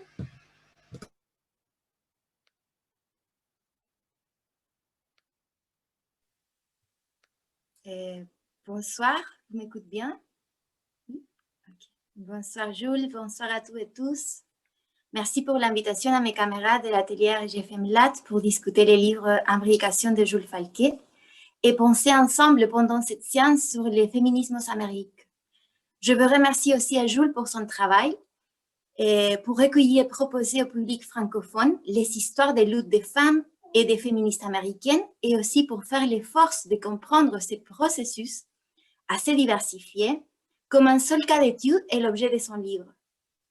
Je ferai les commentaires des derniers 2 chapitres, les 5 qui s'intitulent « Les féminismes latino-américains et des Caraïbes, 1975-1995 », de la révolution à la ONGisation, et les 6 qui s'intitulent « Féministes autonomes, latino-américaines et caraïbaines », 20 ans de critiques à la coopération au développement. Donc, en tant que doctorante en sciences sociales latino-américaines, est intéressée à la cuisine ou bien à la culture de la recherche, je commencerai justement pour te demander, Jules, de nous raconter un peu plus sur les choix de l'objet d'étude dans ces derniers 2 chapitres. Pourquoi tu as décidé d'étudier et comprendre le féminisme à l'Amérique latine et Caraïbes comme un seul mouvement social pendant les années 1975 et 1995? Quelles sont les choses que tu penses que tu as pu gagner ou perdre avec un point de vue à l'échelle continentale? Est-ce qu'on peut dire aujourd'hui que ces mouvements sociaux continentaux existent avec la réalisation des rencontres? J'ai lu avec plaisir l'explication que tu nous as donnée sur la institutionnalisation et ONGisation des féministes et la pertinence de l'imbrication des catégories de sexe, classe et race pour nous expliquer ces phénomènes. Comme tu l'as bien décrit, malheureusement, plusieurs féministes de la 12e vague ont devenu les technocrates des gouvernements nationaux, des institutions de savoir-pouvoir, des organismes internationaux et des ONG pour gérer les genres comme un sujet de développement et finalement guider des politiques publiques sur l'égalité pour discipliner les corps au capital. Au fin du 5e chapitre, tu te demandes, est-ce qu'il pouvait-on de faire autre chose? Ces dernières années au Chili, depuis 2018, on a vécu des situations très difficiles. J'étais partie du mouvement féministe blanche métisse des classes moyennes qui est né aux universités du pays pour dénoncer les abus et les violences sexuelles et de travail des femmes aux institutions universitaires. Et par exemple, à ce moment-là, au milieu du conflit, on a connu les cas d'une travailleuse précarisée enceinte qui a été licenciée d'un centre d'études de genre. Donc, est-ce qu'il pouvait-on de faire autre chose? À mon avis, c'est possible. Mais on doit réfléchir pourquoi ça n'a pas bien marché avec ces féministes latino-américaines. Et surtout, on doit prendre ces cas et tous les cas des féministes technocrates desquels tu nous parles, à Imbrication, pour bien identifier les problèmes et trouver des solutions ou bien de créer des autres voies. C'est l'esprit de la critique autonome qui a eu lieu, selon Jules, à l'intérieur du mouvement continental au début du XXIe siècle. Ces processus d'institutionnalisation du féminisme et l'imbrication des classes et races à la base, c'est-à-dire les féminismes des femmes blanches, métisses, des classes moyennes qui ont devenu les technocrates à l'Amérique latine et Caraïbes, m'a fait penser non seulement pas aux elles, mais surtout à moi-même. À tous nous, femmes qui étudient et travaillent aux universités, dispositifs de savoir-pouvoir et sur notre privilège de réfléchir autour du féminisme comme projet politique. Même les autonomes d'autres races, comme Judith Espinosa, de laquelle je me sentis très proche par rapport à sa critique décoloniale des femmes au pouvoir aux universités, toutes elles, tous nous, écrivons et parlons depuis un lieu de pouvoir institutionnel universitaire, nous les femmes d'élite. Nous croyons à l'éducation et voulons que les femmes indiennes au Mexique puissent aller à l'école. Mais pourquoi ça sera la seule et meilleure solution pour elles? Jusqu'à quel point on continue à reproduire un modèle universel d'exploitation avec nos réflexions, les modèles d'une société de la connaissance scientifique, un modèle universel des femmes, des hommes, un modèle universel des relations entre les hommes et les femmes? Comment est-ce qu'on peut sortir des lunettes du patriarcat, du capitalisme et aussi du racisme? Technocrates, micro-entrepreneurs guidés par ONG aux Amériques, professeurs, doctorantes, c'est l'histoire qu'on peut lire au livre de Jules Falquet, à qui je veux remercier de nouveau, pour nous permettre de regarder assez clairement les chemins du féminisme à l'Amérique latine, qui nous a conduit à la troisième vague, qui se déroule au moins au Chili jusqu'à aujourd'hui. Grâce à cette lecture, j'ai compris que les chemins de féministes doivent changer. Comme a bien exposé la féministe aymara Julieta Paredes, depuis son féminisme communautaire à la fin du livre, on doit permettre la différence des catégories et on doit lui permettre avec urgence. Merci.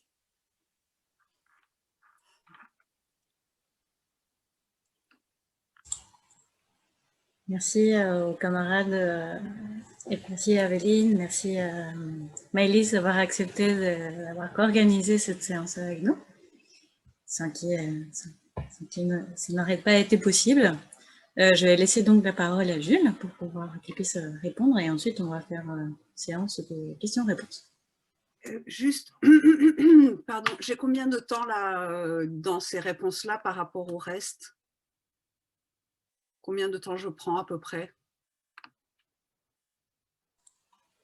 Mais ça, voilà. Un quart d'heure. Combien de... Oui. Combien de temps tu veux prendre? Je ne sais pas, dites-moi, parce qu'on doit finir à quelle heure? À 20h? À 20h, oui. Ok, d'abord, je voudrais vous remercier chacune pour ces présentations et c'est vraiment toujours très intéressant de voir comment on est lu et que vous avez lu avec beaucoup d'attention et vraiment c'est chouette, merci beaucoup.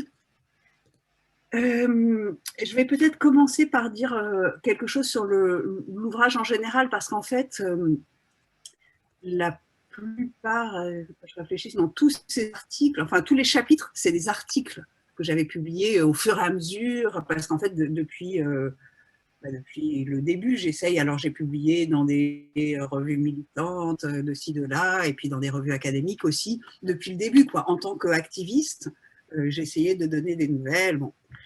Donc, il y a des articles qui sont anciens, et il y en a que j'ai repris, et puis il y en a d'autres que je ne préférais pas reprendre, parce que sinon, ce serait too much. Non, le 5e chapitre sur les féministes, des secteurs féministes et des secteurs populaires, ça, c'était une partie de ma thèse que je n'avais jamais publiée parce que je pensais que c'était à la fois trop polémique et trop peu connu, mais ça m'a semblé important dans l'équilibre de l'ouvrage, en fait.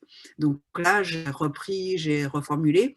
Le premier chapitre, et pour répondre aux questions d'Ophélie, en fait, tout simplement, pourquoi absence de la race, pourquoi absence de la classe, machin, c'est tout simplement, je suis partie de ce que les mouvements mettaient en avant. Donc en fait, le mouvement, le FMLN au Salvador, il mettait en avant la classe. Donc mon interrogation, c'est que font, puisque le fil rouge, c'est quand même les femmes, donc que font des femmes militantes, qui peuvent avoir différentes positions par ailleurs de classe et de race, mais que font des femmes militantes dans des mouvements qui mettent en avant le sexe, ou bien qui mettent en avant la classe, ou bien qui mettent en avant la race, ou bien qui mettent en avant tout ça à la fois, ou plusieurs. Donc c'est pas moi qui j'ai pas vraiment décidé, il se trouve que le FMLN, il mettait en avant la classe, et c'est ça qui m'intéressait, pour la thèse, en fait.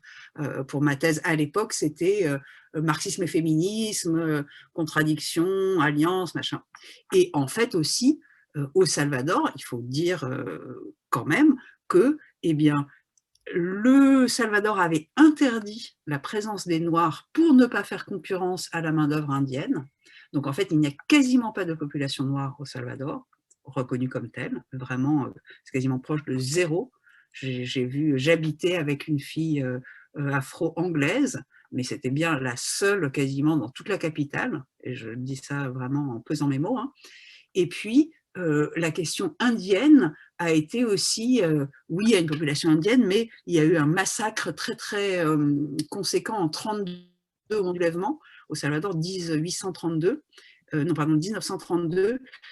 au cours de laquelle, notamment, la population indienne a été particulièrement visée et massacrée. Donc, elle a quasiment disparu, c'est-à-dire elle a disparu politiquement, les gens se sont cachés. Il y a bien sûr plein de gens qui ont des origines indiennes, évidemment, et il y a encore quelques communautés indiennes, mais dans l'ensemble, disons, il y a 3 villages où des gens parlent un peu le nahuatl.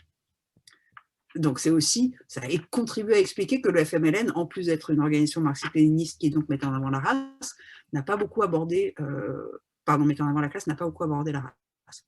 Donc voilà, c'est la raison pour laquelle. Et un peu de la même manière, le mouvement zapatiste, ce qu'il a mis en avant, c'est la race. Donc, mais d'une manière un petit peu ambiguë aussi, parce que voilà, ils et elles n'ont pas vraiment un discours exactement antiraciste au sens où nous on l'entendrait. Mais de fait, c'est un mouvement qui est quasiment le ZLN, pas le mouvement zapatiste civil, etc., mais le ZLN lui-même, en dehors de Marcos et de 1 ou 2 personnes peut-être, c'est quasiment que des personnes indiennes. Donc c'est la raison pour laquelle j'ai abordé la question de la race, l'imbrication du sexe et de la race pour ce mouvement-là. Et il faut dire aussi que la classe, elle apparaît très fort sous l'angle du fait que c'est essentiellement des populations rurales. Les populations qui se sont soulevées, c'est des populations rurales et paysannes. Voilà. Donc c'est la classe, mais c'est pas le prolétariat. Ou en tout cas, et c'est même pas un prolétariat agricole ou en partie pas, c'est plutôt des gens qui se sont installés pour récupérer des terres. Donc il y a des complexités et des différences très fortes entre des prolétaires agricoles ou des prolétaires ruraux et puis des petits propriétaires terriens, chose que j'ai pas du tout, j'en parle pas du tout dans le bouquin, mais je travaille ici sur le mouvement des sans-terre au Brésil, et évidemment, c'est pas du tout la même problématique. Bon. Donc voilà, ça c'est la raison pour laquelle.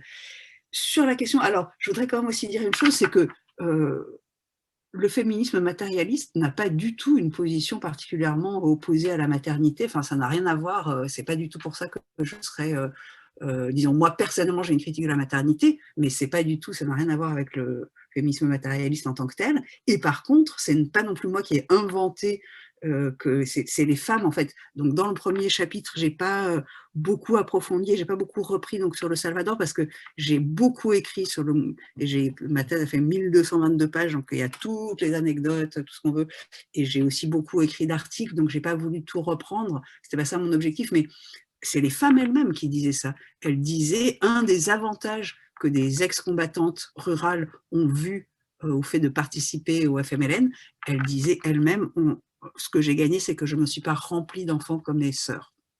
Donc moi, et remplie d'enfants, ça veut dire, c'est pas genre 3 ou 4, ça veut dire 10, 12, 15. C'est ça, en fait, que certaines femmes, pas mal de femmes, ce à quoi pas mal de femmes salvadoriennes ex-combattantes étaient contentes d'échapper, quoi. Et parce qu'en plus, 10-12 enfants avec des conditions de sous-nutrition, etc. etc. Faut vraiment voir les conditions au Salvador. Et je me rappelle, c'est une parenthèse, mais je me rappelle une femme qui une fois me disait oui, donc elle était dans un quartier populaire, en dehors de tout ce que je dis avant, et elle disait, voilà, j'ai eu des jumeaux, et en fait j'ai accouché toute seule chez moi, puisque j'avais pas d'argent pour aller où que ce soit, il n'y avait pas d'hôpital, etc. Donc j'ai accouché toute seule chez moi, j'ai coupé le cordon ombilical moi-même, etc. Et j'espérais, je priais Dieu pour qu'il y en ait au moins un qui meure, parce que je ne pouvais pas les nourrir tous les deux. Donc je pense que ça donne un peu, c'est pas moi, voilà, la maternité, ma propre analyse sur la maternité ne rentre pas en ligne de compte dans ces réflexions-là, quoi. Mais par contre, je pense que oui, il y a une situation très réelle, surtout dans les années 80, en plus pendant la guerre. Et donc ça, je pense que c'est aussi un fil rouge pour bien comprendre, parce que depuis l'Europe, je dis ça surtout pour les personnes européenne peut-être, mais depuis l'Europe, on n'a pas forcément conscience à quel point ces mouvements ils peuvent être surdéterminés par la répression, ou bien depuis la blancheur, ou bien depuis des positions de classe privilégiées, on n'a pas forcément conscience, parce que aussi bien le mouvement noir aux États-Unis, hein, le truc il n'y a pas longtemps là-dessus, mais ils ont été décimés par la police, hein, ils ont été assassinés en masse, enfin bon, à l'époque comme aujourd'hui. Et puis, aussi bien le mouvement zapatiste que le FMLN, bah, ils étaient en guerre. Donc le FMLN, la guerre est finie, mais pour le mouvement zapatiste, la guerre n'est pas finie. Donc tout ce que les gens disent, c'est surdéterminé en quelque sorte par la répression, les logiques de la clandestinité. Ce sont des organisations politico-militaires, mouvement zapatiste, FMLN. Donc politico-militaire, en fait, ça s'oppose à l'horizontalité. Hein. Dans politico-militaire, il y a militaire. Donc c'est la verticalité, la clandestinité, tout ça. Donc il faut avoir ça en tête pour pouvoir bien comprendre. Et voilà, donc j'ai pas beaucoup, encore 3 minutes vite fait. Mais... Non, tu peux, excuse-moi Gilles, tu peux parler jusqu'à 19h40, tu as encore 10 minutes. Ah, bon, moi je suis un peu en avance sur mon... Ok, super. Alors, du coup, merci. Du coup, sur les questions de, encore une fois, maternité, IVG, contraception, bah, de nouveau, en fait, ce que j'ai fait, c'est que je me suis basée sur la loi des femmes révolutionnaires, hein, c'est ça, je commente la loi des femmes révolutionnaires, donc ce que les femmes elles-mêmes ont mis en avant. Donc elles mettent en avant le fait d'avoir le nombre d'enfants qu'elles veulent et peuvent, dont elles veulent et peuvent s'occuper. Donc ça peut vouloir dire avortement, contraception, ou ça peut vouloir dire lutte contre les stérilisations forcées ou les avortements forcés. Il n'y a pas tellement d'avortements forcés, ça c'était plutôt dans la guérilla et tout, mais stérilisation forcée, bien sûr, ça existe, c'est très présent et c'est une lutte importante, mais une lutte à bas bruit, on va dire, la plupart du temps. Et là, vraiment, pour les gens qui sont intéressés, il y a une thèse très très chouette de Anaïs Garcia sur la situation au Guatemala. C'est des problématiques quand même très ressemblantes, hein, dans le nord du Guatemala, le département de Huehuetenango, avec des Amérindiennes. Et là, une des choses qui apparaît vraiment très clairement, malheureusement, c'est que, ben, en fait, un certain nombre de femmes, elles veulent à la fois des contraceptifs et éventuellement pouvoir avorter. Mais le problème, par exemple, c'est le premier enfant. C'est les jeunes filles qui tombent enceintes pour la première fois sans l'avoir voulu et parfois à la suite de violences sexuelles, parfois incestueuses ou pas. Mais par contre, c'est-à-dire en fait, même si ce qu'elles ne veulent pas, c'est la première grossesse, ou elles ne la veulent pas au moment où elle advient. Mais ça ne veut pas dire qu'elles ne veulent pas du tout de grossesse, par exemple. Et donc, paradoxalement, souvent, elles veulent, enfin, ce que dit Anaïs Garcia, elles veulent plus d'enfants que le mari. Mettons, le mari il serait content avec 3, et elles disent non, moi je voudrais en avoir 5. Mais en fait, ce que montre Anaïs Garcia qui est terrible, c'est qu'elles voudraient en avoir 5 parce qu'elles savent que probablement il y en a au moins 1 ou 2 qui vont mourir avant de l'âge adulte. Soit de maladie, soit de violence, soit en migration.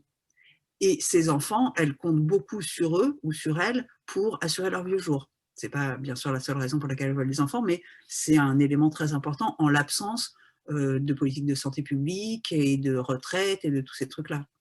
Donc voilà, il y a toutes ces données-là pour comprendre la maternité, le choix du nombre d'enfants et tout, qu'on a tendance à oublier. Et je voudrais dire une autre chose aussi qui m'a vraiment frappée dans un film très intéressant qui s'appelle L'Aigle et le Condor, sur les luttes des femmes autochtones de tout le continent contre l'extractivisme. Il y a une femme indienne du Pérou qui parle de la pollution de l'eau par le pétrole et tout. Puis elle dit oui, alors c'est très mauvais pour la santé, d'ailleurs nous-mêmes on a perdu des enfants, etc. Et elle dit comme ça, hein, elle dit moi-même j'en ai perdu 6. Waouh! Et là, cut et autre plan. Donc, pour replacer peut-être certaines choses dans leur contexte, même si toutes les femmes indiennes ne sont pas dans cette même situation, etc. Hein, mais voilà, quand même. Je pense que on n'a pas toujours bien la dimension. Et encore une fois, bon, la situation aussi des femmes au Chiapas, notamment, elle a changé. Hein, elle se transforme. Mais c'est sûr qu'elle n'est pas la même maintenant et au début du mouvement zapatiste et puis encore 10 ans avant, mais quand même, je pense qu'il ne faut vraiment pas idéaliser la situation. Et quant à la complémentarité des sexes dans les communautés autochtones, alors c'est un discours, et c'est un discours qui est pas partagée par toutes. Et c'est vraiment ça que je cherche à mettre en évidence, c'est-à-dire je cherche à montrer que en fait, les femmes indiennes, elles sont très diverses et elles ont, comme les autres femmes, des intérêts complexes.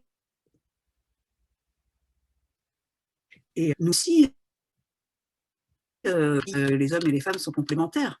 Mais après, c'est pas parce que c'est une valeur dominante dans la culture qu'on est forcément d'accord avec cette valeur.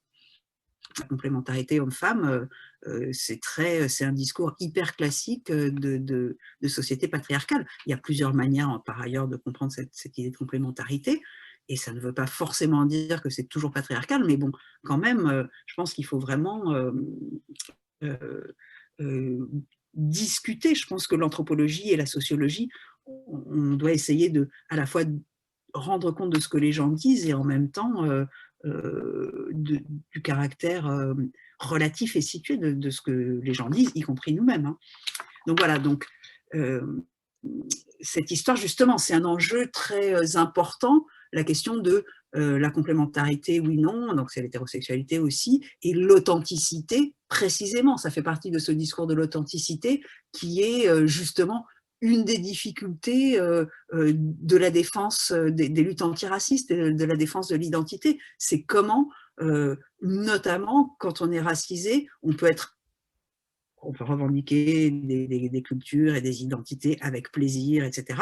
Ou bien on peut aussi se retrouver arrinconada, poussé vers une défense pour ne pas donner d'armes à l'adversaire, mais en fait, si ça se trouve, ça ne nous arrange pas, ou ça ne les arrange pas, et aussi d'ailleurs en termes de classe, mais en termes de classe, c'est moins marqué. Mais ça me fait penser à quelque chose que j'ai lu dans une autre thèse, où des revues d'art, notamment des revues spécialisées sur les questions d'art autochtone aux États-Unis et au Canada, ont carrément interdit d'utiliser les termes modernité et tradition, parce que, dans les articles, les trucs comme ça, parce que les autochtones elles-mêmes et eux-mêmes, dans ce cadre-là, refusent d'être tout le temps renvoyés à ce truc-là du devoir être authentique, être des vrais Indiens, des vraies Indiennes, etc.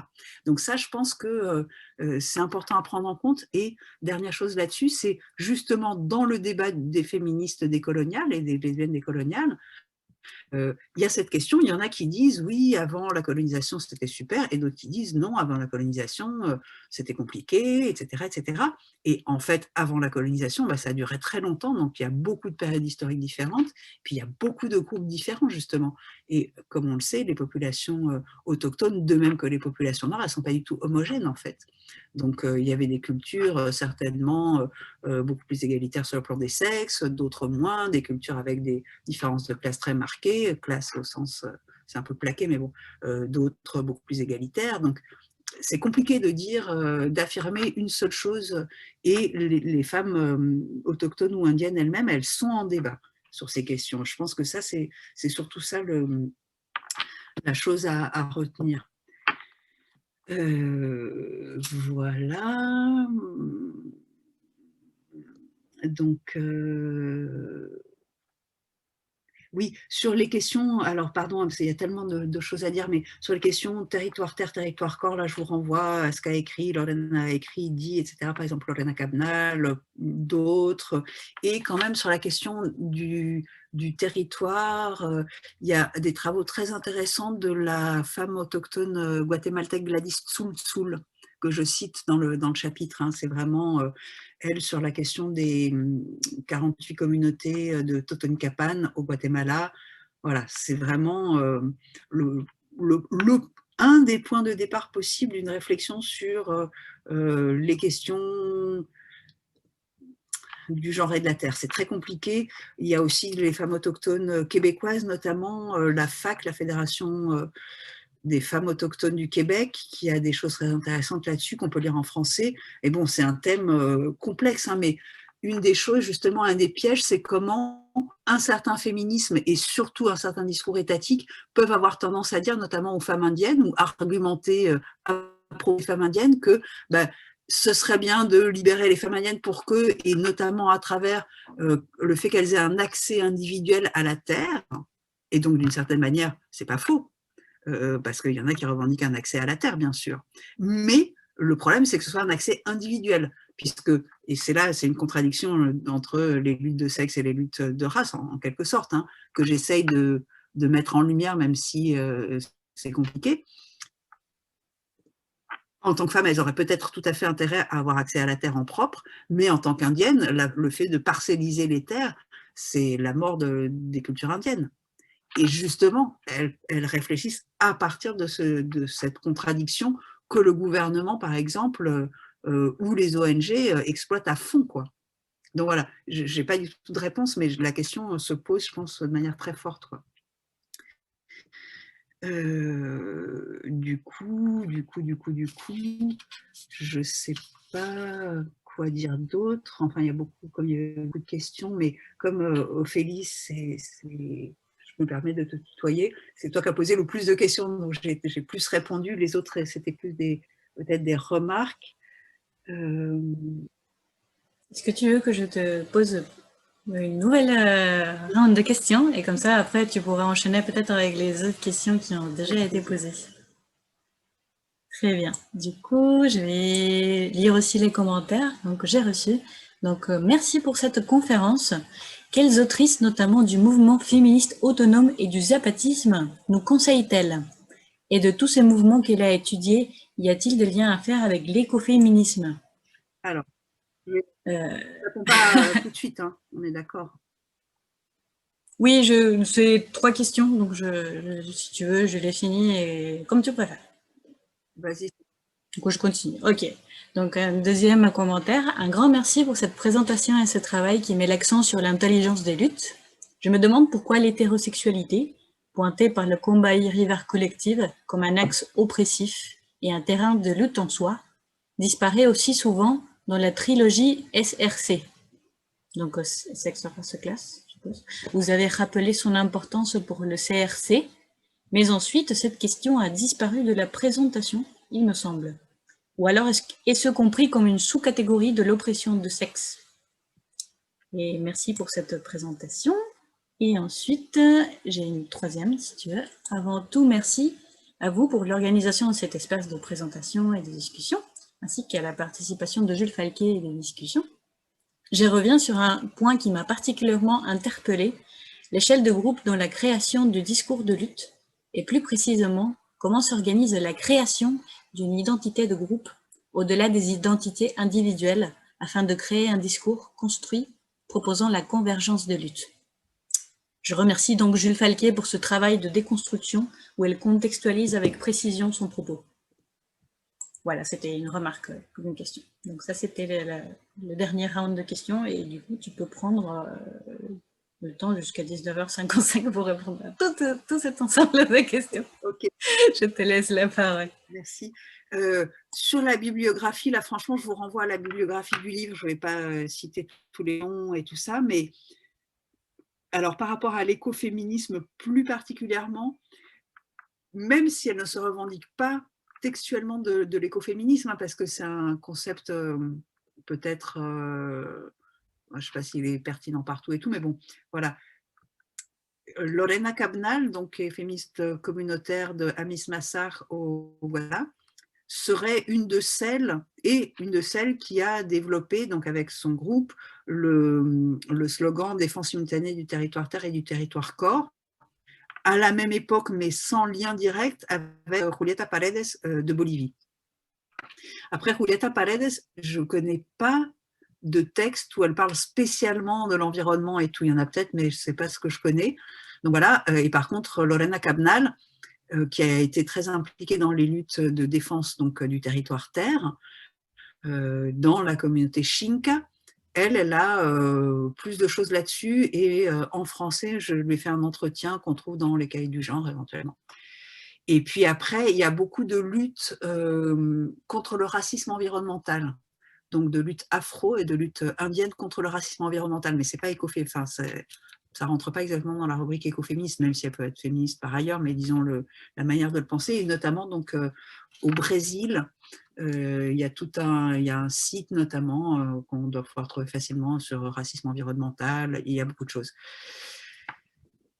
Et puis on pourrait rentrer dans plein de complexités, mais bon, parce que le rapport à la terre et au medio ambiente, ou bien oui, à la terre au sens spirituel, n'est pas du tout le même pour les communautés indiennes et pour les communautés noires, même si dans les deux cas, il y a un lien, mais quand même, les populations indiennes, elles étaient là, entre guillemets, depuis toujours, même si elles n'étaient pas à l'endroit où elles sont maintenant, mais elles étaient sur le continent, alors que les populations afro, elles ont été déracinées, donc il n'y a pas le même type de rapport spirituel. Ça ne veut pas dire qu'il n'y en a pas pour les communautés afro, mais ce n'est pas le même. Ça, c'est des amies brésiliennes qui m'ont fait voir ça. Hein. Donc, il y aurait plein de choses à dire, c'est compliqué. Il y aurait à dire sur les spiritualités, mais ce n'est pas forcément à moi d'en parler. Mais évidemment, les spiritualités sont complexes, diverses, et elles sont très importantes hein, sur toutes ces questions. Alors, sur la question de l'hétérosexualité, c'est vrai que, comme c'est l'éléphant au milieu de la pièce, hein, donc il n'arrête pas d'apparaître et de disparaître, y compris pour moi.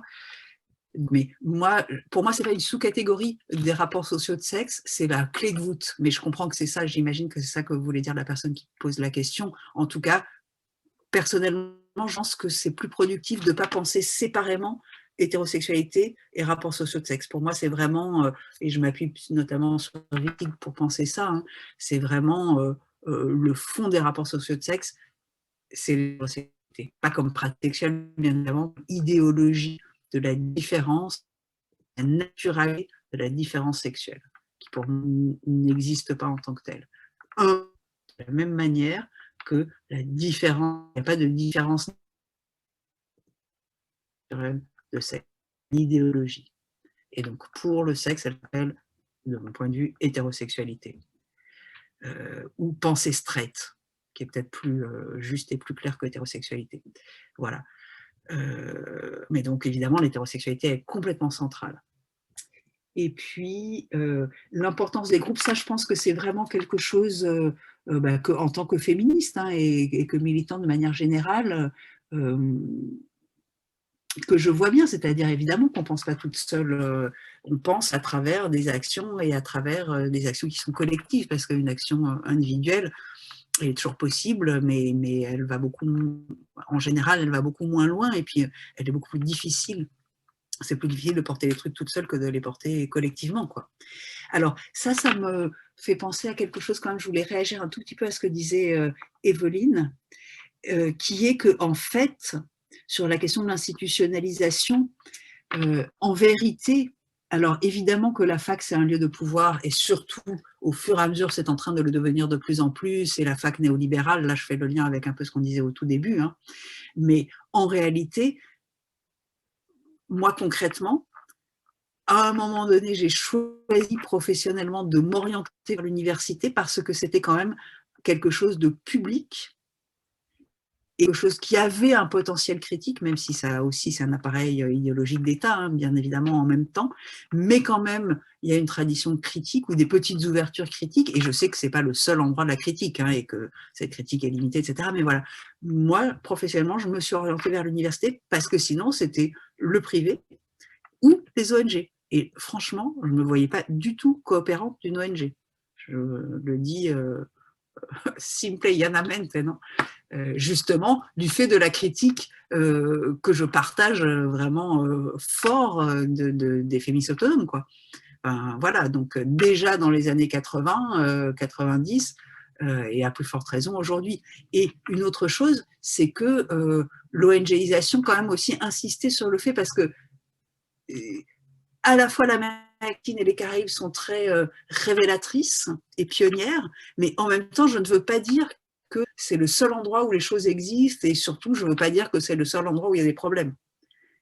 C'est aussi un peu la même chose dans mon livre Pax Neoliberalia. Je parle beaucoup de l'Amérique latine et de la violence en Amérique latine et Caraïbes, mais ce n'est pas pour dire que ici, ça y est, on est passé à la violence. Pas du tout. Je parle de la violence là-bas parce que là-bas, il y a des analyses qui sont très novatrices, très importantes, etc., par exemple.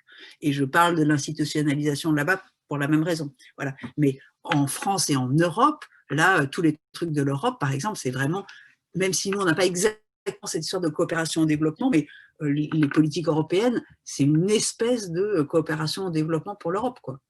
Donc là, je le dis vraiment très très rapidement, il y a plein d'autres gens qui pourraient en parler bien mieux que moi, mais voilà, on est aussi concernés ici. Et la question du soi-disant féminisme d'État, moi je pense qu'il ne peut pas y avoir de féminisme d'État, c'est une contradiction dans les termes, il peut y avoir des politiques de genre d'État, mais féminisme, je ne vois pas comment il peut être ni de l'État, ni de l'armée, enfin, ni de la police, bien évidemment. Voilà, donc par rapport à cette réflexion de Evelyne, ben oui, je pense que ça nous interroge, et je m'interroge moi-même sur qu'est-ce qu'on peut faire depuis l'université, sachant que l'université, de plus en plus, est un lieu de reproduction du système, quoi. Et comment on peut l'empêcher, mais voilà, la LPR nous montre bien à quel point ça c'est pas gagné. Hein. Mais, et je veux quand même aussi rappeler l'importance révolutionnaire de beaucoup d'universités latino-américaines, sachant que c'est pas la même université, c'est pas le même recrutement de classe, en termes de classe et tout, mais beaucoup des révolutionnaires latino-américains et latino-américaines venaient des universités, hein. Je le rappelle. Pas tous, bien sûr, et venaient notamment des universités quand elles ont été fermées. Au Salvador, c'est typique, l'armée a accusé les universités d'être un nid de guerrilleros et guerrilleras. L'armée a occupé l'université nationale, et à partir du moment où l'université nationale était occupée, bah, les étudiants et les étudiantes, à plus forte raison, sont partis s'organiser dans la guérilla. C'est une longue histoire, mais que je voulais rappeler même brièvement. Et puis aussi, je ne sais pas, le rôle des étudiants et des étudiantes dans le octobre 68 au Mexique, par exemple, c'est très important. Voilà. Donc, on peut rappeler cette histoire aussi. L'université, ce n'est pas nécessairement que la réaction et la pensée straight, si je peux dire. Et peut-être pour revenir sur une dernière chose, revenir justement sur ce que j'appelle combinatoire straight, ça m'a été demandé, et la question des vases communicants. Et donc, je lis très très rapidement, hein, parce qu'en fait, imbrication, je n'ai pas été au fond théorique. Le fond théorique reste à venir encore. Hein. Je n'ai pas mis spécialement les articles, mais j'ai un article sur la question de la combinatoire straight et un autre sur les vases communicants, auquel je vous renvoie si vous voulez peut-être plus de détails. Mais donc, ce que j'entends par combinatoire straight, c'est une tentative de penser notamment justement les questions d'alliance matrimoniale et de filiation. Donc la maternité, paternité, mais qui n'est pas du tout quelque chose, comme l'anthropologie justement nous le montre, pas du tout quelque chose de spontané. C'est pas parce qu'on accouche d'un enfant qu'on est nécessairement mère, ce qu'on voit très bien d'ailleurs que les théories décoloniales montrent bien. Hein, si on est une femme noire, pendant l'esclavage, on a beau accoucher de plein d'enfants, on n'est jamais mère, quoi. En tout cas, jamais considérée comme mère, comme une femme blanche. Bon.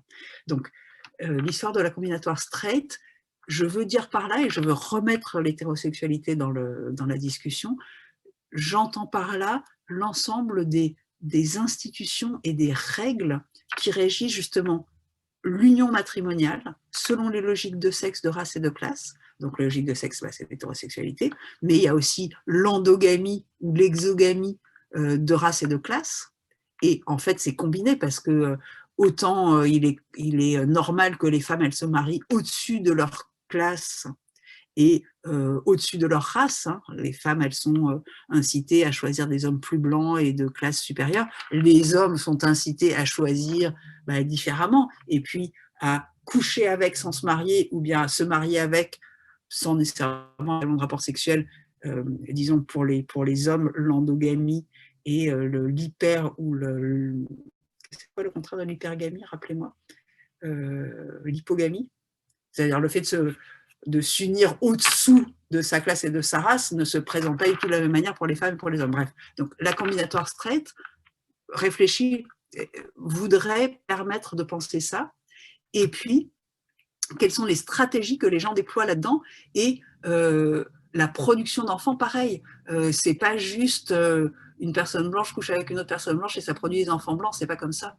Ou bien c'est pas juste une femme noire couche avec un homme indien et ça produit des enfants métis. Et puis à qui appartiennent ces enfants, c'est pas non plus automatique, ça dépend complètement justement d'un ensemble de règles et d'institutions qui sont complètement contextualisées dans des périodes et des endroits précis. Donc voilà, la combinatoire straight, c'est une tentative de pouvoir penser ça de manière plus systématique. Et donc, pouvoir penser le mariage forcé, le viol, l'interdiction du mariage au contraire, le métissage forcé, voilà, toutes ces questions. Mariage forcé, je ne veux pas dire les méchants musulmans, hein, vous avez bien compris, c'est pas du tout ça, c'est le mariage forcé plutôt dans le cadre colonial de l'Amérique latine, hein, c'est plutôt en fait, en général pas du mariage d'ailleurs, mais plutôt du viol.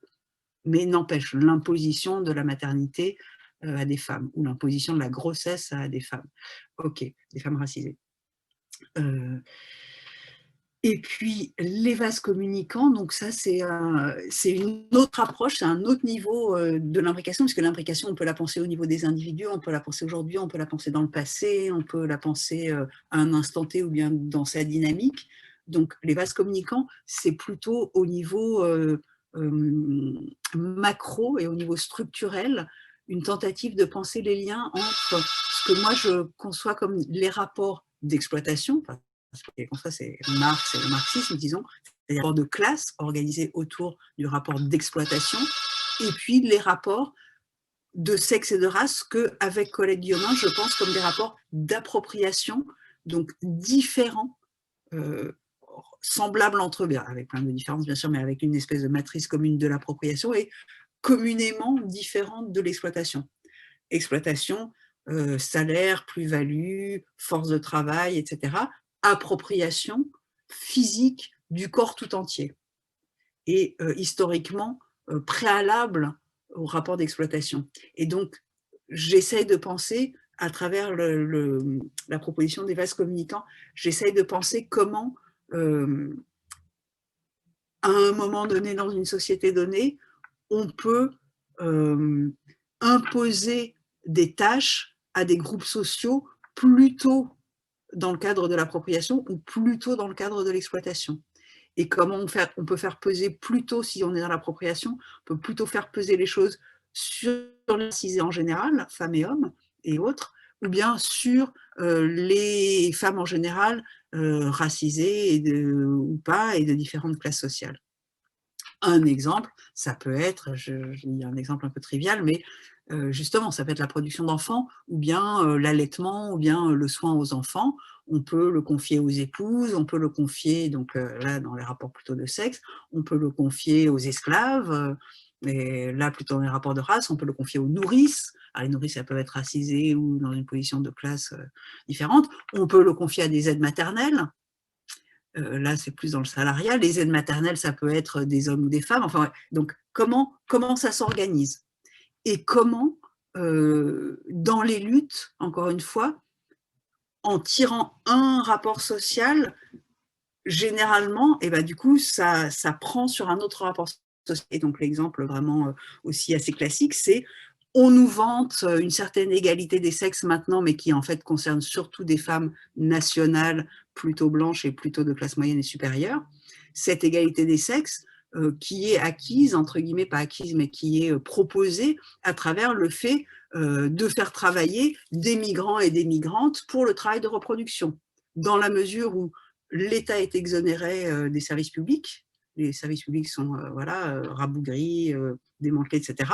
Et les hommes nationaux, et notamment blancs et de classe moyenne et supérieure, sont exemptés du travail domestique.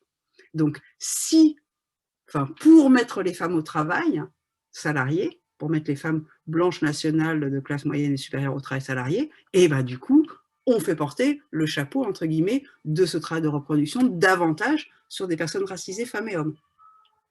Ça pourrait être, il pourrait en être autrement. Mais comment donc ne pas, comment lutter pour une égalité entre les sexes, mais pas celle-là? C'est ça la réflexion des vases communicants. Et on peut l'appliquer aussi pour les questions de sexe, de classe et de race. Voilà, mais ça mérite ça sur à qui on fait porter le chapeau du travail agricole pénible. Est-ce que c'est une paysannerie nationale? Est-ce que c'est une main-d'œuvre migrante? On l'a bien vu avec le confinement, tout d'un coup, ils n'avaient plus de salariés agricoles. Qu'est-ce qu'on fait? À qui on fait appel? Est-ce qu'on prend les femmes comme animal de charge? Est-ce qu'on prend les migrants comme animal de charge? Est-ce qu'on prend les paysans locaux comme animal de charge? Enfin, vous voyez, et je suis désolée de... Enfin, désolée, parler d'animal de charge, je pense que ça montre bien que l'appropriation, en fait, déshumanise. Hein. L'appropriation, elle chosifie les personnes, que ce soit des personnes racisées, que ce soit des personnes féminisées, voilà, et pas des personnes classisées, puisque la classe, c'est autre chose, c'est seulement la force de travail qui est en cause, pas l'ensemble de la personne, pas le corps comme machine à force de travail. Merci Jules, malheureusement on va devoir s'arrêter là. Voilà, oui, je suis désolée, là je me suis encore... Il n'y a pas de problème, c'était passionnant. Merci à toi pour cette présentation et pour la réponse à toutes nos questions en bataille. On aurait bien aimé faire 1 heure de plus, on aurait bien aimé faire une séance en présentiel pour voir, au lieu de voir des petits écrans noirs, voir des têtes en chair et en os.